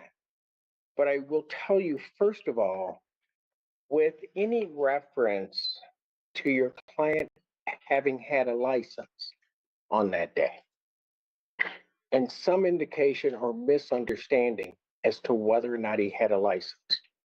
Let me make it very clear, based upon what the court looked at, he has never had a Michigan license, ever, and has never had a license in the other 49 states and commonwealths that form up this great union. He has never had a license. In point of fact, when they suspended his license, and what people don't understand, when they suspended his license in Saginaw, they don't suspend the license. They suspend the privilege to drive in this state. Hence, for example, if he had had a Kentucky license, he would be able to drive everywhere that Kentucky would allow him to drive. He just couldn't drive in Michigan because his privileges had been restricted. I know you know that, but that wasn't at all said. But it doesn't matter because he didn't have a license.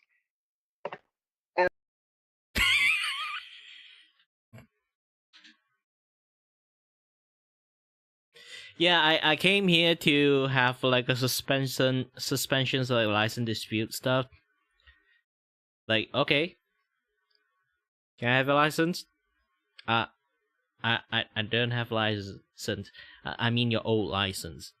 I don't have a license. How the fuck do you get yourself suspended?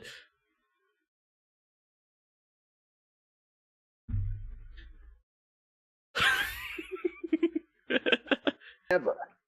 So he lied? He went from acting stupid to, oh, we owe him an apology, to how stupid can you be? This guy is literally stupid maxing. He shows up to court about a suspended driver's license driving, has the judge wait for him to park his own car. Then I guess just lies to everyone claiming there was an error and he did in fact have a license. Thinking the courts wouldn't investigate, but it gets so much worse. That court and its friend of the court did nothing wrong. His license was his driving privileges, better stated, were unsuspended in 2022. That required Mr. Harris to do something. He didn't do it. Therefore, that friend of the court was under no obligation to send anything to the Secretary of State.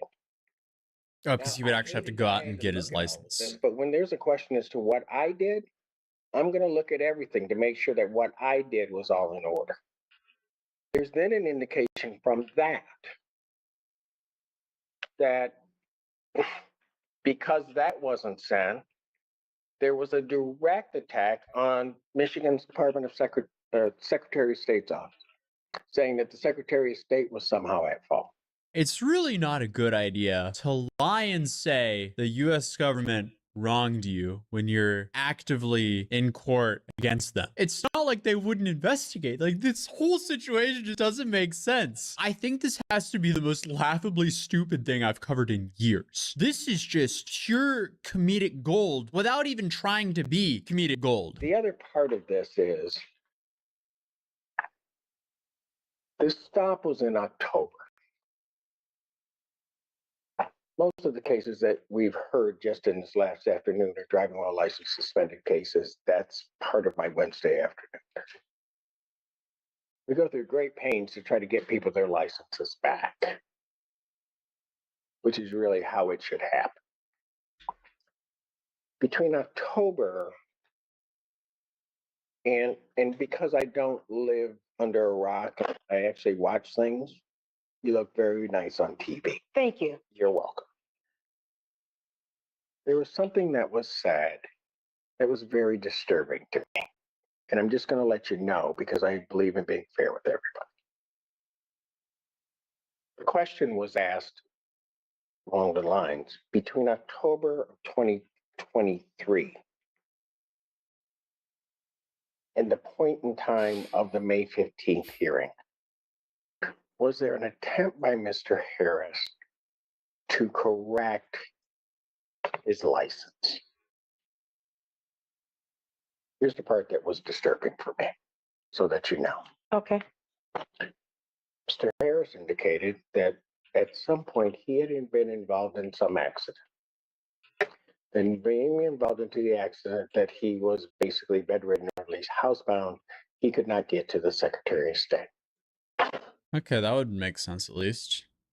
Or that was set up. It justifies him a little bit.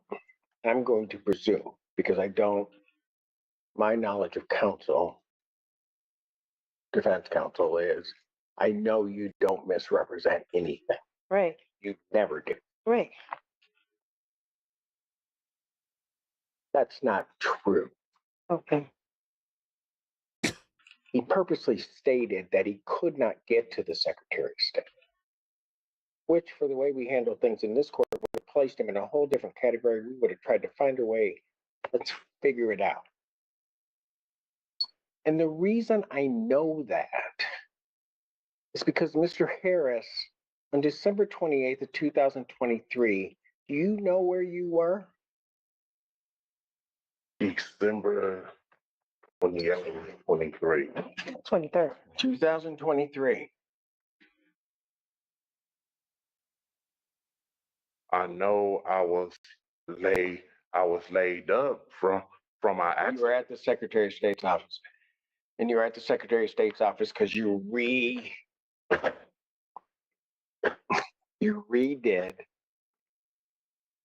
and got your new Michigan ID.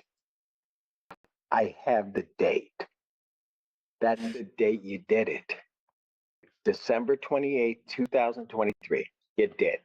And so that you also know, and in all fairness to counsel, because I don't know if counsel knows this or not, the way I know that he's never had a license is because May 3rd, 1990, he was 19 at the time. May 3rd, 1999, he applied for his first Michigan ID. Counsel knows, so I do. You cannot have both. You either have an ID or you have a license. One of the two. He has religiously every year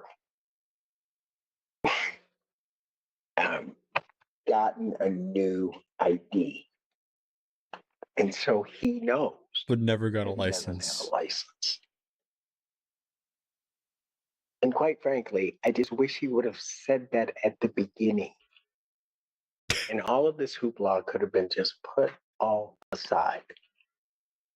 And we all go through the process as we do with all of the people coming here to try to get him his license back. What an unexpected plot twist. How do we get so many plot twists in a story in just a few days? Like, come on, dude. If you're going to be on the road, have a license. I get he's not like a massive danger to society out here, because this is like, what is this like? Is this a misdemeanor? It's a class 2 misdemeanor. Well, actually, Michigan. Okay, still a misdemeanor. But apparently he has a car and he's been driving for very many years, but never had a license. So I don't know why. I have done my driver's license in both Norway and in the US. It is a cakewalk getting a driver's license in the US in comparison to Norway. In Norway, it took me like 6 months to get my driver's license there and $3,000. Here in the US, it was like $30 and maybe 2 weeks. I'm not even sure. Just had to do the written exam, then prove to a driving instructor that I could actually drive the car. And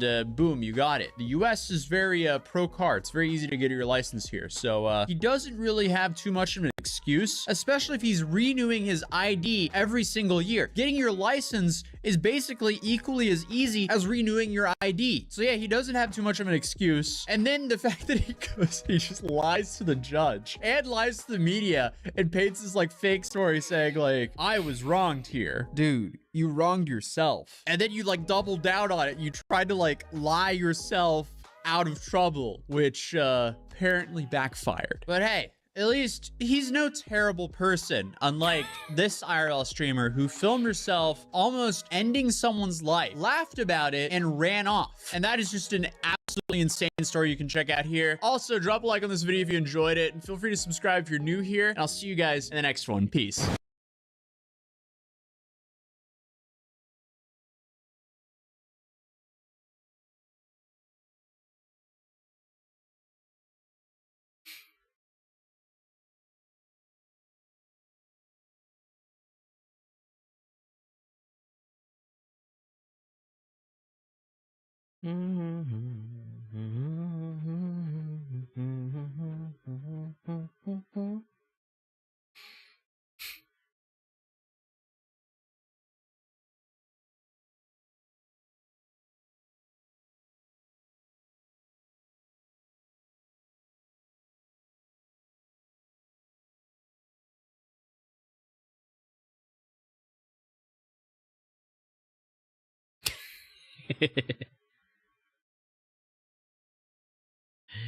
Lots of things, lots of things.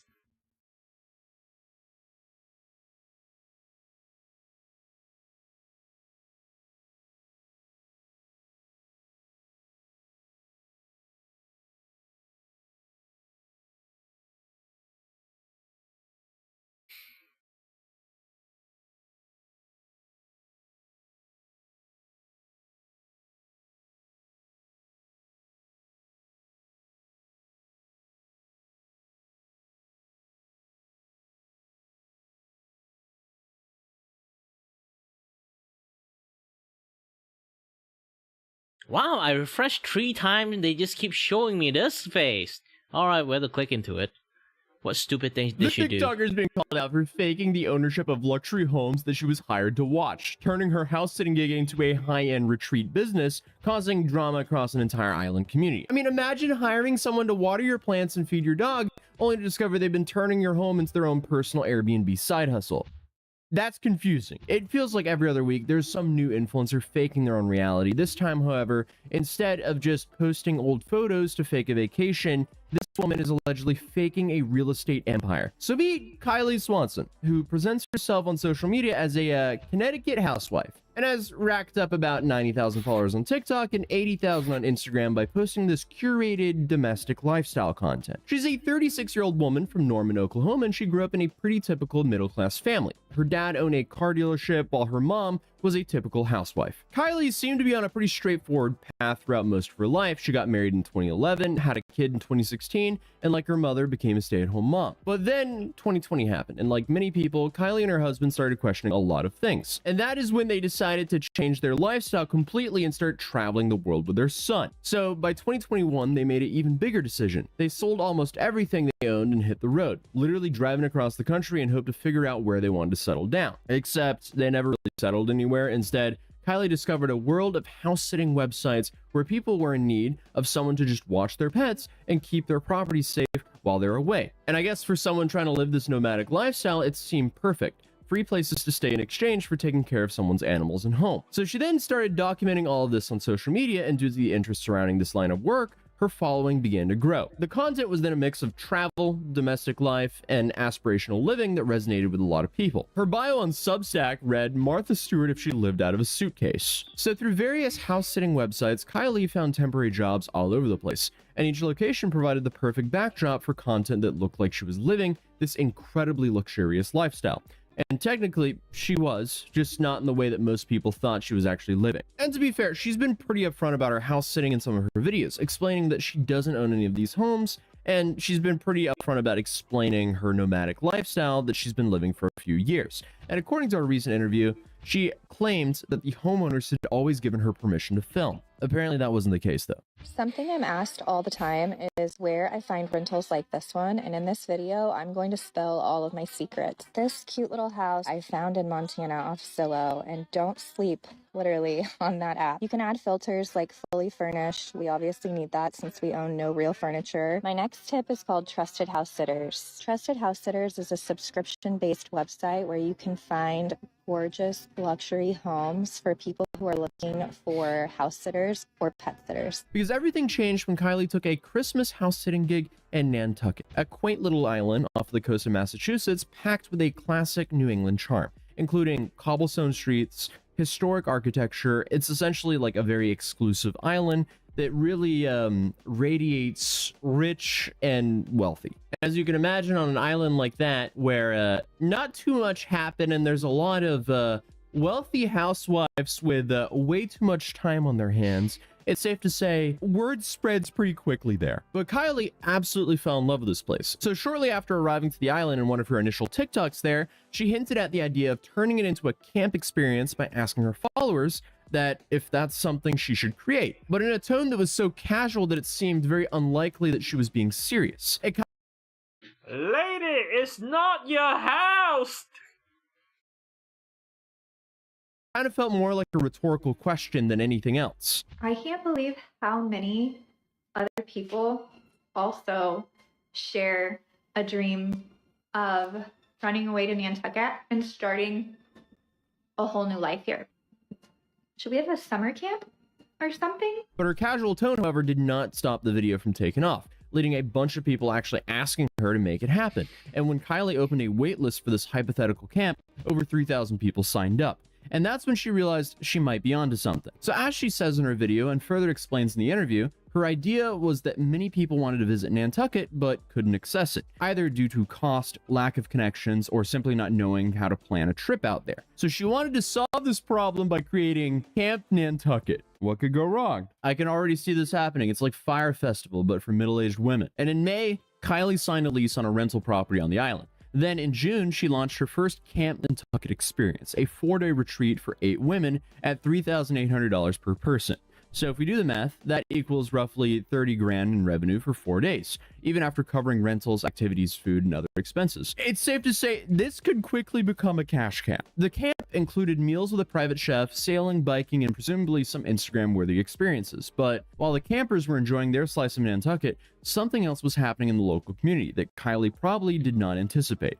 And here's where things get a little bit complicated because, well, the island isn't just any tourist destination. It's a small, tight-knit community where everyone knows everyone. And apparently some pretty specific cultural norms are not very obvious to outsiders. The main issue seems to be around how Kylie and her team approach local businesses when preparing the camp. According to multiple business owners on Reddit, they were contacted about providing services, products, or experiences for the camp in exchange for social media exposure rather than an actual payment, which is not unheard of for influencers. This is kind of the standard influencer BS at this point. Oh boy. Kylie said she made it very clear that she was running on a tight budget and said to many of them it's common in influencer culture to request discounts in exchange for collaboration. Personally, I do not like this negotiation tactic because it's just too cliche at this point, and for the business owner, there's just too much risk because it's not like they don't have bills to pay.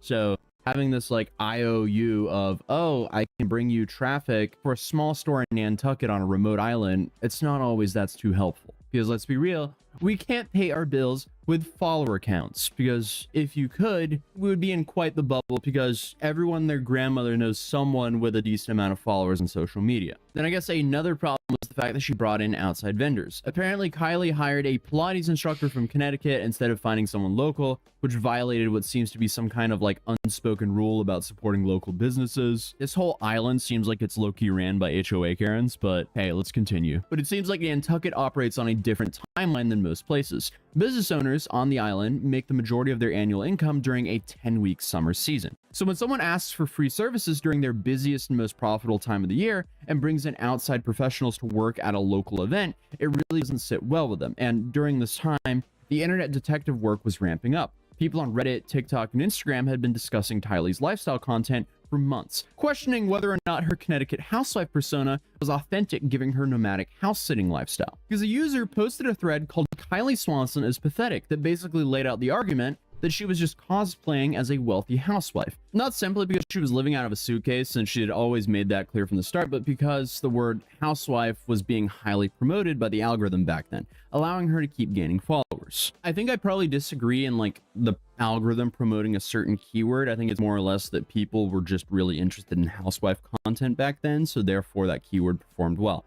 Same outcome, different reasoning. Either way, I feel like that's nitpicking a little bit, but things escalated even more when an anonymous Instagram account called the Nantucket Brief popped up in June specifically to call out Kylie and document the Camp Nantucket situation. The account posted slides with captions like, a small business owner shares her Camp Nantucket experience, and described documenting instances where individuals request complimentary services from small local businesses, bypass regulatory permit processes, and utilize a community as a backdrop for personal gain. So it's safe to say the girlies on Nantucket are not happy about this. They've had enough. But the account has since been deleted, and it stirred up a whole lot of controversy while it was still active. And because of this, some TikTok users also started making content about the situation, including slideshows and videos breaking down what they saw as problematic about her business model and her approach. On Reddit, a business owner later identified as Peyton Triglaff, who runs an online boutique, says she sent about $400 worth of products to Camp Nantucket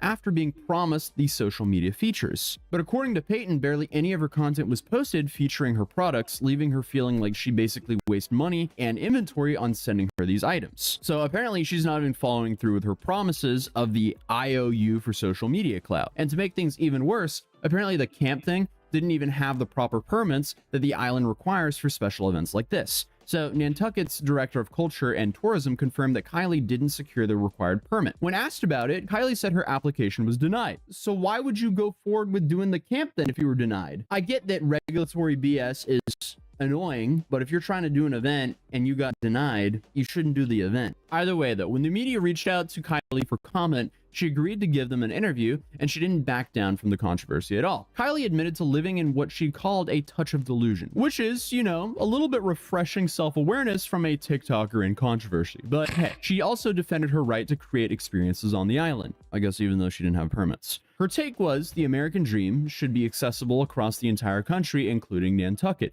and that there shouldn't be a price of admission to experience beautiful places. And I mean, hey, I guess that would be a half-decent argument if she wasn't charging $3,800 per person for a 4-day experience. That's almost $1,000 a day. At that price point, one would think that the permits would be in place. But hey, I digress. So regarding the business disputes, she also said that she talked to local businesses. Many of them seem more interested in pitching their services than actually working within her budget constraints. And honestly, if your budget constraints are requesting free services, that should pretty much be expected. But now, she's also continued posting her regular lifestyle content without directly addressing most of the specific allegations, though she did hint at hiring a private investigator to look into the smear campaign that was ran against her. In a recent post, she showed herself working at a desk with the text saying that it doesn't let her bother her when people choose to misunderstand her, as long as she knows who she is and that her intentions.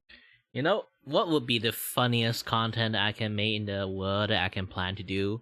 Is like I do like a lot of TikTok shots about like me being a very like competent house husband, and then never show my wife. And then after like maybe I hit like 3 millions or 5 millions of like followers, and then I finally show my wife it's a Miku doll.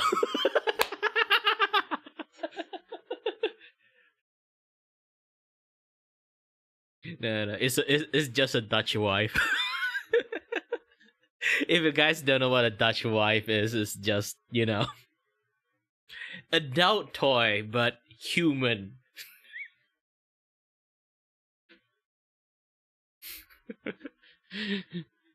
That would be a hell of funny. Are good, she's fine. And honestly, ma'am, you're the one who promised businesses in their high season that they would get some attention on social media if they gave you some products, and you didn't follow through on that, so that's on you. She's also being a part of gatekeeping the Nantucket experience by charging $3,800 for 4 days, but also complaining about the other Nantucket gatekeepers. So it's a little bit like that Spider-Man meme where he's pointing at Spider-Man here. So I don't really sympathize for this woman. But despite all of this controversy, Kylie's business doesn't seem like it's suffering. She mentioned landing a $33,000 deal with a wine company and talked about potentially expanding the camp concept to other locations, including the Cotswolds in England and another camp in Newport. The anonymous Instagram and TikTok accounts that were documenting the drama have disappeared for the most part, though it's unclear whether or not this is because of any pressure from Kylie or just people moving on to other topics. Now, I think it's safe to say that the whole Camp Nantucket experience could easily be turned into a fascinating case study on what happens when influencer business models meet traditional communities, and how quickly things can spiral when different groups have different expectations about how everything should work. Whether you think Kylie was... Yeah.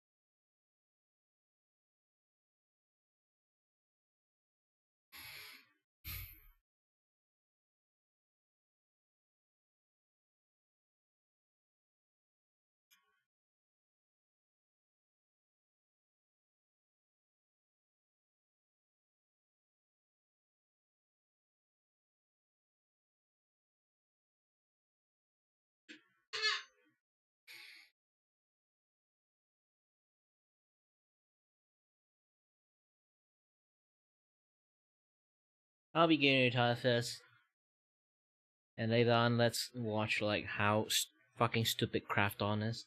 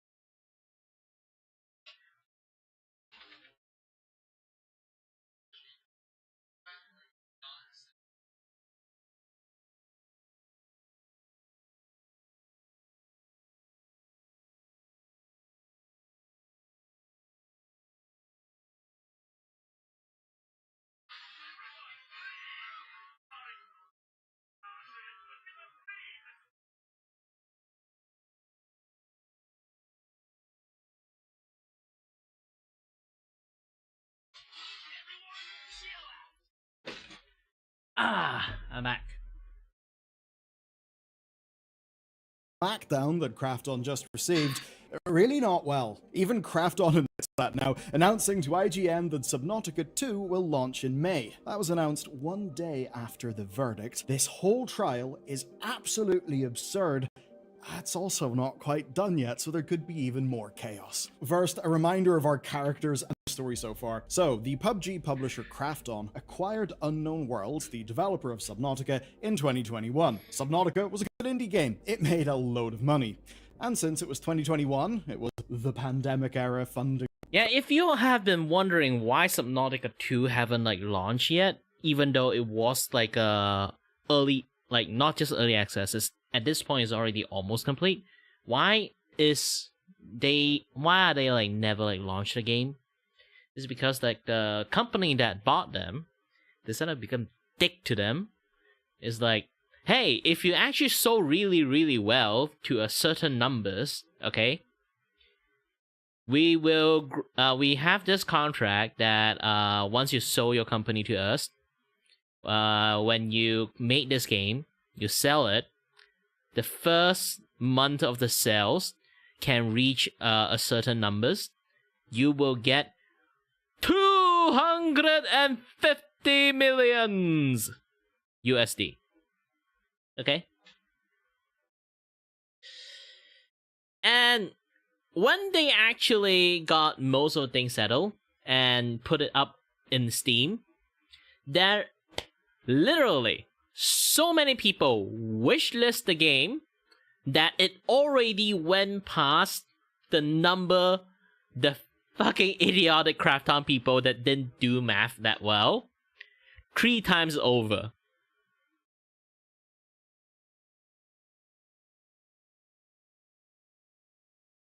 They haven't started selling the game yet. And what Krafton did, the CEO of Krafton, did the world most smartest thing in the world. How do I get out of not paying them? $250 million. And then he sit there and think,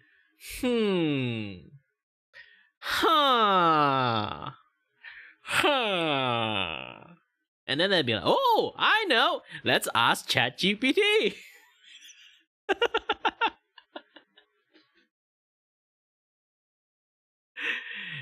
His idea of brainstorming how to be a scumbag is to ask ChatGPT how to become a scumbag. And lo and behold, the ChatGPT gave him the worst advice in the world. Fire the developers who made Subnautica. Subnautica. The main directors, the 2 creators of the game.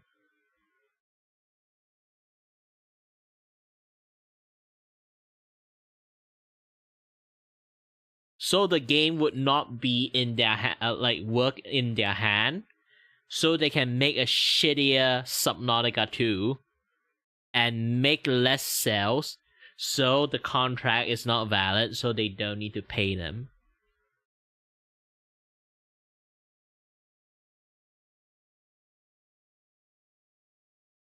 You hearing me right? I didn't bullshit anything. That is the whole situation. Crazy period the games industry went through, Krafton's CEO, Changham Kim, offered $500 million for the company, plus $250 million in bonuses for performance, with the leads of the company retaining operational control. So if you're one of the Unknown Worlds leaders, wow, you got a hell of a deal. I mean, $250 million in performance bonuses written into this binding contract. It's almost so much money that maybe if you actually had to pay up that amount of money, it would be really uncomfortable. Seems that may have happened to Mr. Krafton. After the acquisition, Unknown Worlds' founders, Charlie Cleveland and Max McGuire, actually stepped back, and they left CEO Ted Gill to basically run Subnautica 2 while they went and worked on other projects. These are things like a strategy game called Moonbreaker. Now, those projects had mixed success, and the pair eventually wanted to just step away from game development altogether, even doing things like making a Christmas movie. Bit of a weird story. Getting back to the real topic, Unknown Worlds, under Gill, geared up to release Subnautica 2 in 2025. Now, that would be just in time to hit the deadline on the $250 million bonus owed to the executives and some of the original staff of the company. And that, rather unsurprisingly, is where things took a turn, because Krafton's CEO had no intention of letting that payout happen. And what follows is what the court now agrees actually happened. Here's where we'll begin the story. Charlie Cleveland burned out after the failure of the game Moonbreaker. He then told the dev team and the Krafton reps and took some time away from the company working on films, including a Subnautica film. So that's one of the main two guys. The other one, McGuire, didn't think that he fit in the corporate environment and wanted to work on external projects, things like seeing how Subnautica was resonating with kids on the autistic spectrum. So he wanted to follow that type of thing. And basically, neither of these two guys was involved in active development by this point, and unfortunately, development on Subnautica 2 was struggling. Now, in 2024, McGuire and Basically, Krafton already did a lot of bullshit to the entire dev team by keep shoving unrelated stuff for them to work on. Like, hey, we want to make a movie with this IP. You guys have to handle it. Hey, we are making this thing. You guys have to handle it. Hey, we are making an event. You guys need to handle it. Basically, they are trying their best to keep shoving shit to them to do, so they do not have time to make the game. Cleveland then came back and they helped build a prototype, basically an attempt to get things back on track. Now, all three of them then decided on a leadership change for Subnautica 2, which involved them elevating some of their internal staff. And by May, I'll roll back a little bit front because it's a little bit complicated. So, they tossed so many shit to them, and they still managed to make a good game.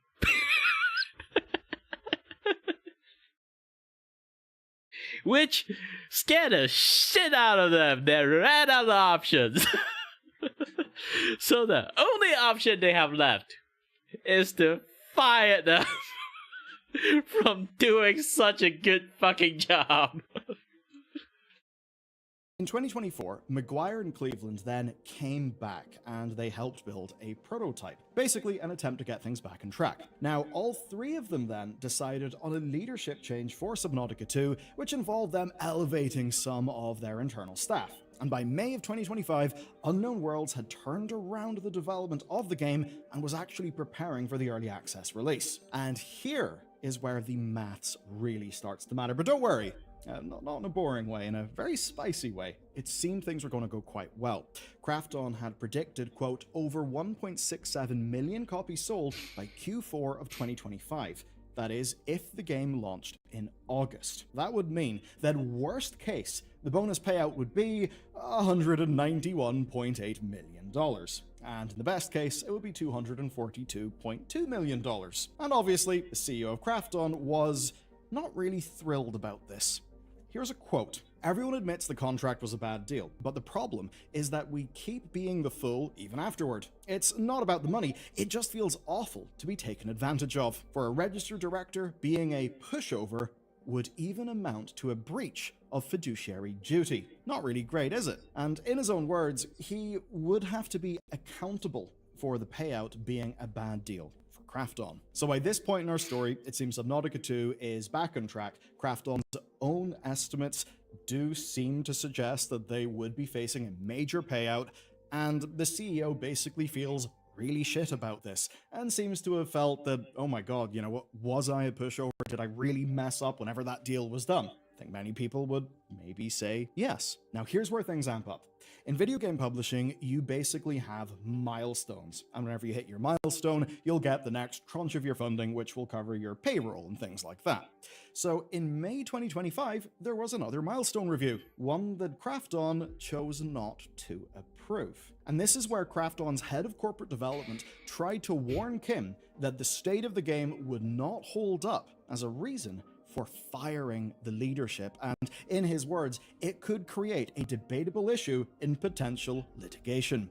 But Kim, the CEO, remained focused on the risk here. Krafton claimed they'd only gain an enterprise value of 93.5 million USD in the event of a worst case payout. This was not good. So he turned to your boy, ChatGPT. And ChatGPT told him it wouldn't be easy. But moments later, Kim got the corporate developer leader and his legal team on the line and sent them part of the payment agreement where the payouts were contingent on the leadership's continued employment. So they basically looked at this and they started to work out a plan to get leadership to take a deal or to otherwise force them out. Here's another fun quote. At ChatGPT's suggestion, Kim formed an internal task force dubbed Project X. Very cool. So the plan was literally designed by ChatGPT, and Krafton followed it. And it's the enacting of this plan that basically made all of this stuff go public, and that's what led to our coverage last year. Now, you may have remembered all those strange blog posts about releasing the best game possible that basically happened before the leads got fired. Well, that was part one, called Preemptive Framing. Taking away Unknown World's access to Steam and their site, that was part two, Securing Control Points. Then, legal demands saying that Cleveland and Maguire needed to step back into active development, while those were part three, quote, Systemic Materials for Legal Defense. And even though this plan was concocted by Sam Altman's finest GPUs, it didn't seem to work. It did not work by this stage because the leads did not budge. Kim's head of strategy and operations then tells him, quote, it might actually be easier to just do a takeover. Kim then tells him to, quote, set a date. Krafton went on to fire all three leads, saying that they had to be dismissed because they wanted a premature release of Subnautica 2. This is quite something. They are basically saying that these fellas wanted the game to come out before it was ready, I guess probably so that they could get the payout. They then brought in the CEO of Striking Distance Studios, you may remember Callisto Protocol. They brought him in as a replacement. They delayed the game, but then they offered the remaining staff some bonuses for delivering. Krafton stacked the board with their own directors and ensured that the game could not be released without their approval. The leads had been trying to preserve data from their servers, and they've been doing this for weeks by this point. This is, of course, after the Steam lockout. Clearly, they knew something was going on, and they wanted to preserve as much evidence as they could. Now, when asked, they returned all data to Krafton. And then, well, the legal disputes start. The judge considered Krafton's arguments here. And before the trial, they had already dropped the claim that the game wasn't ready.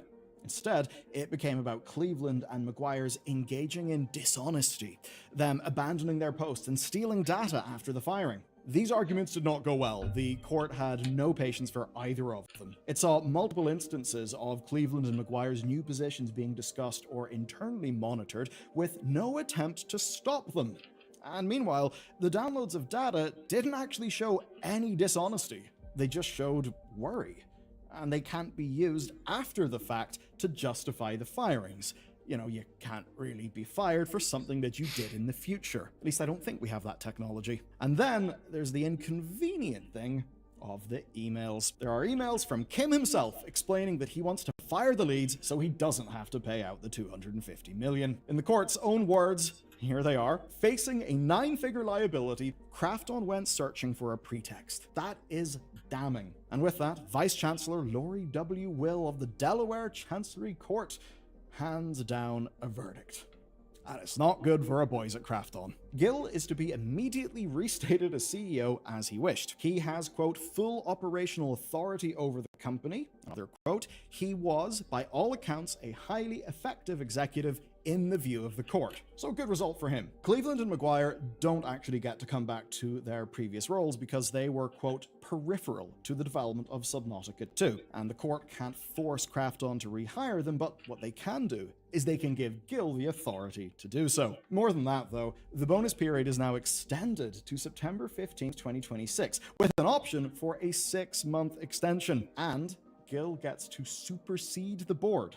The board is still packed with Krafton directors, but now Gil gets to supersede them on any decisions about launching Subnautica 2 whenever he thinks it is ready. He even gets back control of the game's Steam page. That's quite the result. But you may be wondering, well, what about Subnautica 2? And what about the people who have been, turning up to work and working in the game as all of this bullshit has went down? So the devs have been working on Subnautica 2 through all of this. They've been showing off devlogs and story beats in the months since the firings happened. And the people who've stayed have done the best job that they can, while all of this legal tug-of-war stuff has just been playing out around them. But the judge's ruling actually makes the damages quite clear here. I'm going to quote directly, "Key staff members have quit, and the early access release of Subnautica 2 has been put in jeopardy." Now, these are people who had nothing to do with a contract dispute, nothing to do with Project X, and, they are kind of the ones paying the price for it. At the very least, on a day-to-day basis. No one wants to have all of that chaos hanging over their work. But unfortunately for them, it's not over. Just one day after the verdict, Steve Paputstis, I really can't do his name, sorry Steve, but he sent an internal memo to the team announcing that Subnautica 2 would launch in early access in May. Steve was the executive that Krafton installed after the firings, and under the judge's order, he was no longer legally CEO. Krafton then confirmed the date to multiple outlets. Gil was not consulted though, and now, according to GameFile, Gil's lawyers have asked the court to consider contempt, saying that Krafton announced the launch without his knowledge or authority, robbing him of control over the marketing and release strategy that the court had just restored to him. And the rushed 2-month window, of course, might damage marketing opportunities and with them damage the bonus payout that the second trial will be measuring. Yeah, there's a second one. Krafton's defense? Well, they say the memo was simply, quote, celebrating an earlier milestone review. In a separate filing, Krafton's lawyers have asked the court to determine when the ruling actually goes into effect. They dispute Gil's team's assertion that it was effective as of 9 a.m. on Monday before the memo was sent, and say that it shouldn't kick in until a formal implementing order is signed. Meanwhile, Krafton told Kotaku that they respectfully disagree with today's ruling and are evaluating their options. The second part of this trial is still to come, and that's where the judge will determine if Krafton's actions wrongfully impaired the earnout and whether any resulting money damages are. Wow! Here's the thing, the court tell them you can't touch this game anymore, let the dev fully control it, and then the next day they immediately, hey, we need to announce that we need to release the early access now. Rush them to finish the work.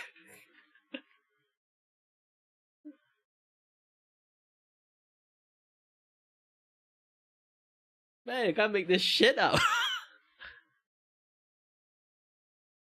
Owed. So effectively, if Subnautica's eventual launch does not meet the internal projections, then the leadership and any devs entitled to bonuses could end up getting compensation as well. So, let's sum up what Krafton wanted out of all of this and what they're getting. They wanted to make all the money from the Subnautica 2 launch, but they did not want to pay out an extravagant bonus to the team at the studio. Now, they may have damaged their own game, damaged their own launch, and they may still have to pay out an extravagant bonus plus damages, and they could be facing contempt on top of it. Yeah, now he literally have to pay for the damages he done so far, extra with the $250 million USD. Mix with that together, okay? After you mix with that together, now he also went against the fucking court of immediately go against the ruling. Holy shit, you can't make this thing up. of all of it. And all of that so that Krafton's CEO didn't have to lose face from a pushover contract and relied on ChatGPT over his own staff. Yeah, quality result, and as for you and me, oh, we got a damn entertaining story out of it. Like, I can't lie, this one is just so weird and wacky that, yeah, honestly, it is just funny. Now, for something that is actually very important, that's directly about PC gaming, where this market's going, some really big issues, well, you need to check out this video next, because we have got a trove of juicy new data about what's actually happening on PC and on Steam.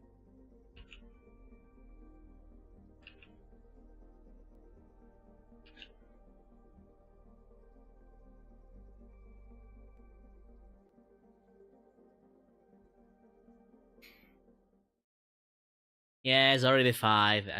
As you guys already know, it's time for me to take a break. And I did quite a lot of jobs at the moment in this thing. I finished the background line art, kind of. And then the cape line art finished. I did some edit on the original fluttering that I created, so it looks let's hope that it's just going to look smoother. Okay. Oh no, it's still flipping. I shouldn't make this thing flip. Yeah, I'll fix it tomorrow.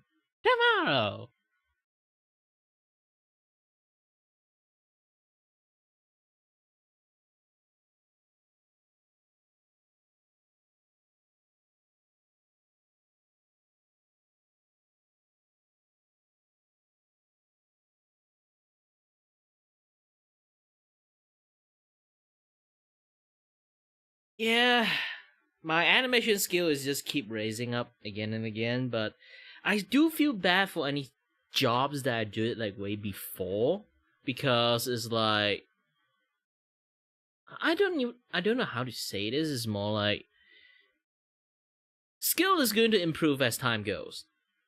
So I do feel bad. I use a lot of times to experiment on people on skill that I will improve. Definitely. Yes, because of that I managed to improve the skill, but it does cause a little bit of some experimental artwork going on in there.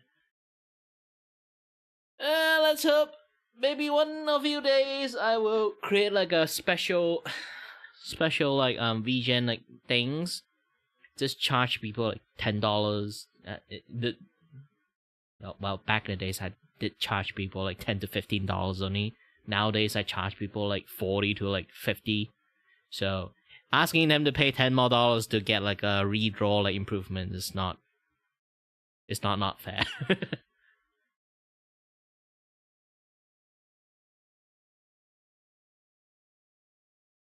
Gonna get more streamlined corrections later on. Yeah.